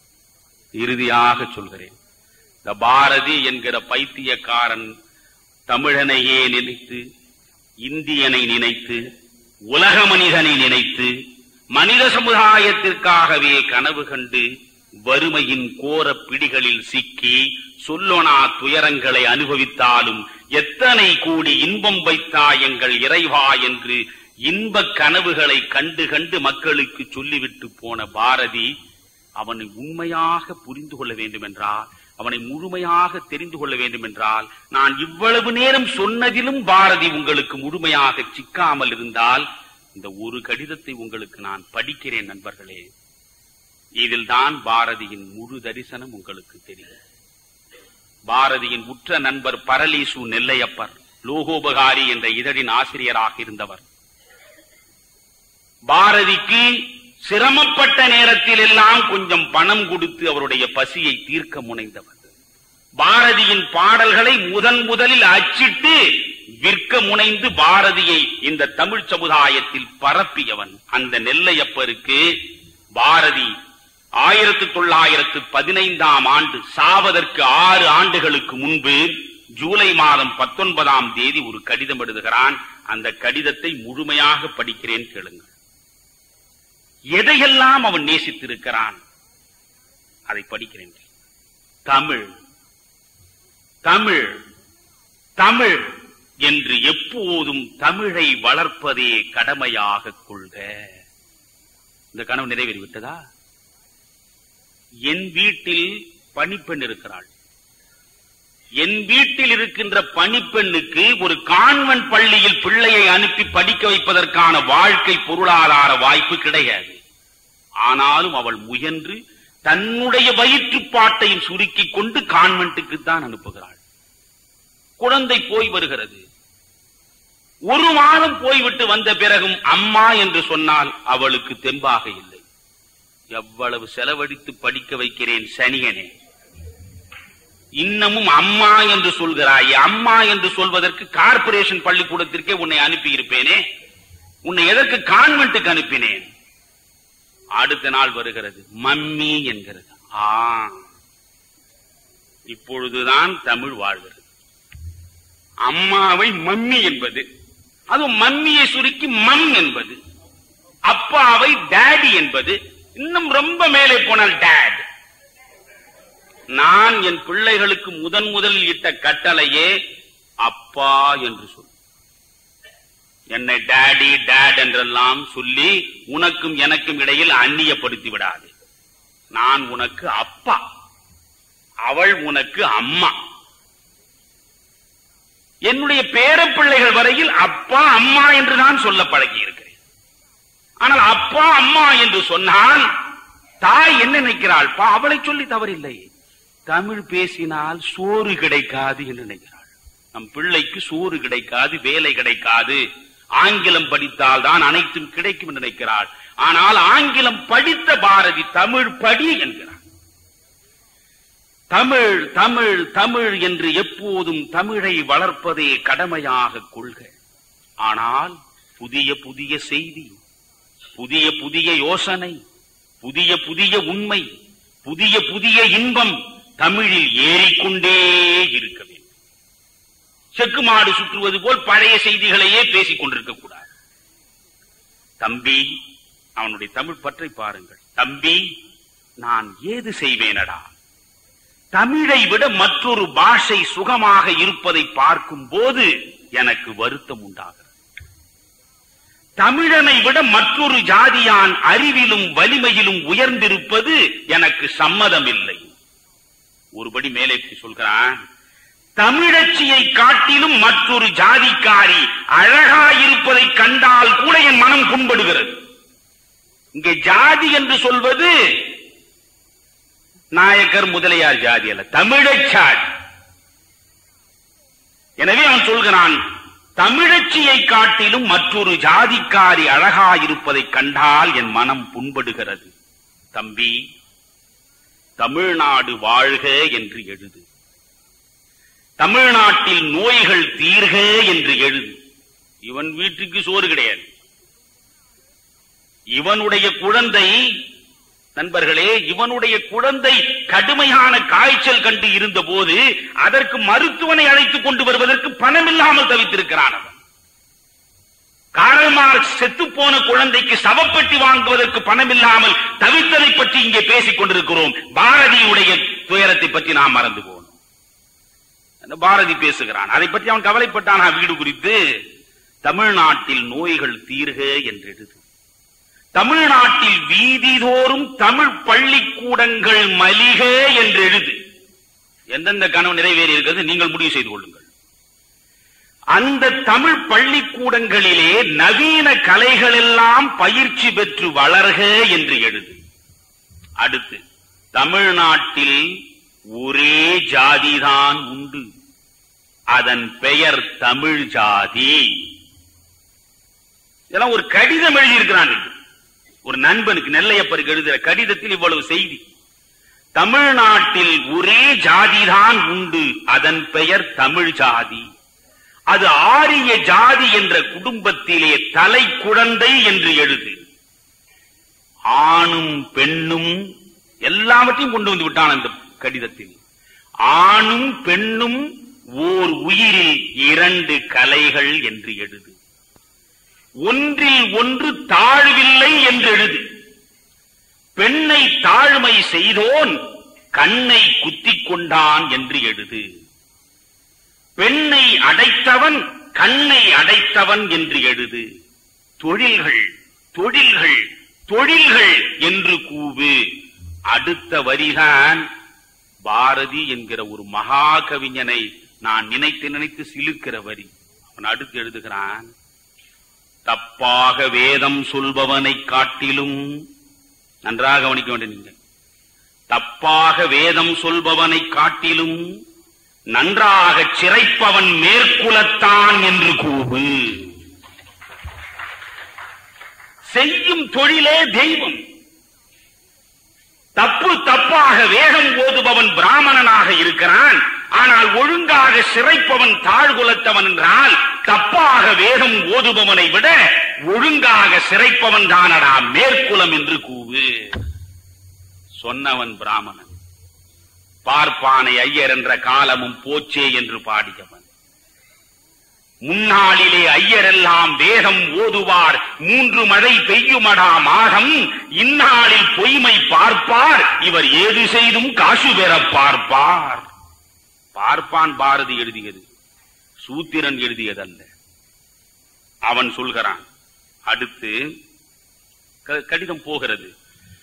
வியாபாரம் வளர்க, யந்திரங்கள் பெருகுக, முயற்சிகள் ஓங்குக, சங்கீதம், சிற்பம், யந்திர நூல், பூமி நூல், வானநூல், இயற்கை நூலின் 1000 கிளைகள் இவை தமிழ்நாட்டிலே மலிந்திடுக என்று முழங்கு. சக்தி சக்தி சக்தி என்று பாடு. தம்பி நீ வாழ்க. இவ்வளவு சொல்லிவிட்டான். பெண் விடுதலை பேசுகிறான். ஜாதி உயர்வுக்கு எதிராக குரல் கொடுக்கிறான். தமிழ் மொழி வாழ்வதற்காக பாடுகிறான். எல்லாவற்றையும் சொல்லிவிட்டான். சமூகத்தில் யந்திரம் வளரட்டும், கலைகள் வளரட்டும், தொழில் வளரட்டும், தமிழ் பள்ளிக்கூடங்கள் வளரட்டும், தமிழ் வளரட்டும், அறிவு வளரட்டும், தமிழச்சாதிதான் அறிவில் உயர்ந்ததாக இருக்க வேண்டும், தமிழச்சிதான் உலகத்தில் அழகியாக இருக்க வேண்டும் என்றெல்லாம் சொல்லிவிட்டு அவன் என்ன செய்வான் பாவம்? கடைசியில் கடிதத்தை முடிக்கிறான். தம்பி நீ வாழ்க, எங்கேனும் எப்படியேனும் பணம் கண்டுபிடித்து ஒரு நண்பன் பெயரால் நமக்கு அனுப்புக. தம்பி உனக்கேனடா இது கடமை என்று தோன்றவில்லை, நீ வாழ்க. கடிதம் முடிந்துவிட்டது. யோசித்து பார்க்க, எங்கேனும் எப்படியேனும் பணம் கண்டுபிடித்து எனக்கு அனுப்பு என்று கெஞ்சுகிற நிலையிலேதான் கடைசியில் பாரதியை இந்த தமிழ் மண் வாழச். அவன் செத்து போனான். இன்றைக்கு ஒரு ரவுடி செத்து போனால் அவன் சவ ஊர்வலத்தில் 10,000 பேர் போகிறார். பாரதி செத்து போனான். 1921ஆம் ஆண்டு செப்டம்பர் மாதம் 11ஆம் தேதி அவன் செத்து போனான். காலை 8 மணிக்கு அவனுடைய இறுதி யாத்திரை நடந்தது. காக்கை குருவி எங்கள் ஜாதி, நீல் கடலும் மலையும் எங்கள் கூட்டம் என்று சொன்னவன் மனிதர்களை மட்டுமல்ல, காக்கையை குருவியை அனைத்தையும் என்னுடைய இனம் என்று சொல்லி அவற்றினுடைய சுகத்திற்காகவே வாழ்ந்தவன் செத்து போனான். அன்பு செய்ய சொன்னவன், ஊன் உடலை வருத்தாதீர், உணவு இயற்கை கொடுக்கும், உமக்கு தொழில் இங்கே அன்பு செய்தல் கண்டி. அன்பு செய் என்று சொல்லிக் கொண்டிருந்தவன் செத்தான். இறுதி யாத்திரை நடந்தது. நண்பர்களே, பரளிசு நெல்லையப்பர், குவளை கிருஷ்ணமாச்சாரியார், லட்சுமணன், ஹரிஹர சர்மா 4 பேர் தூக்கி கொண்டு போனார்கள். 12 பேர் பின்னாலே. மொத்தமே 20 பேர் இல்லை. கவிராஜன் கதையில் வைரமுத்து எழுதுகிறான், பாரதி, உன் பிணத்தின் மீது மொய்த்த ஈக்களின் எண்ணிக்கை கூட உனக்கு பின்னாலே வந்த ஆட்களின் எண்ணிக்கை இல்லையே. தான் பாரதி. நன்றி, வணக்கம்.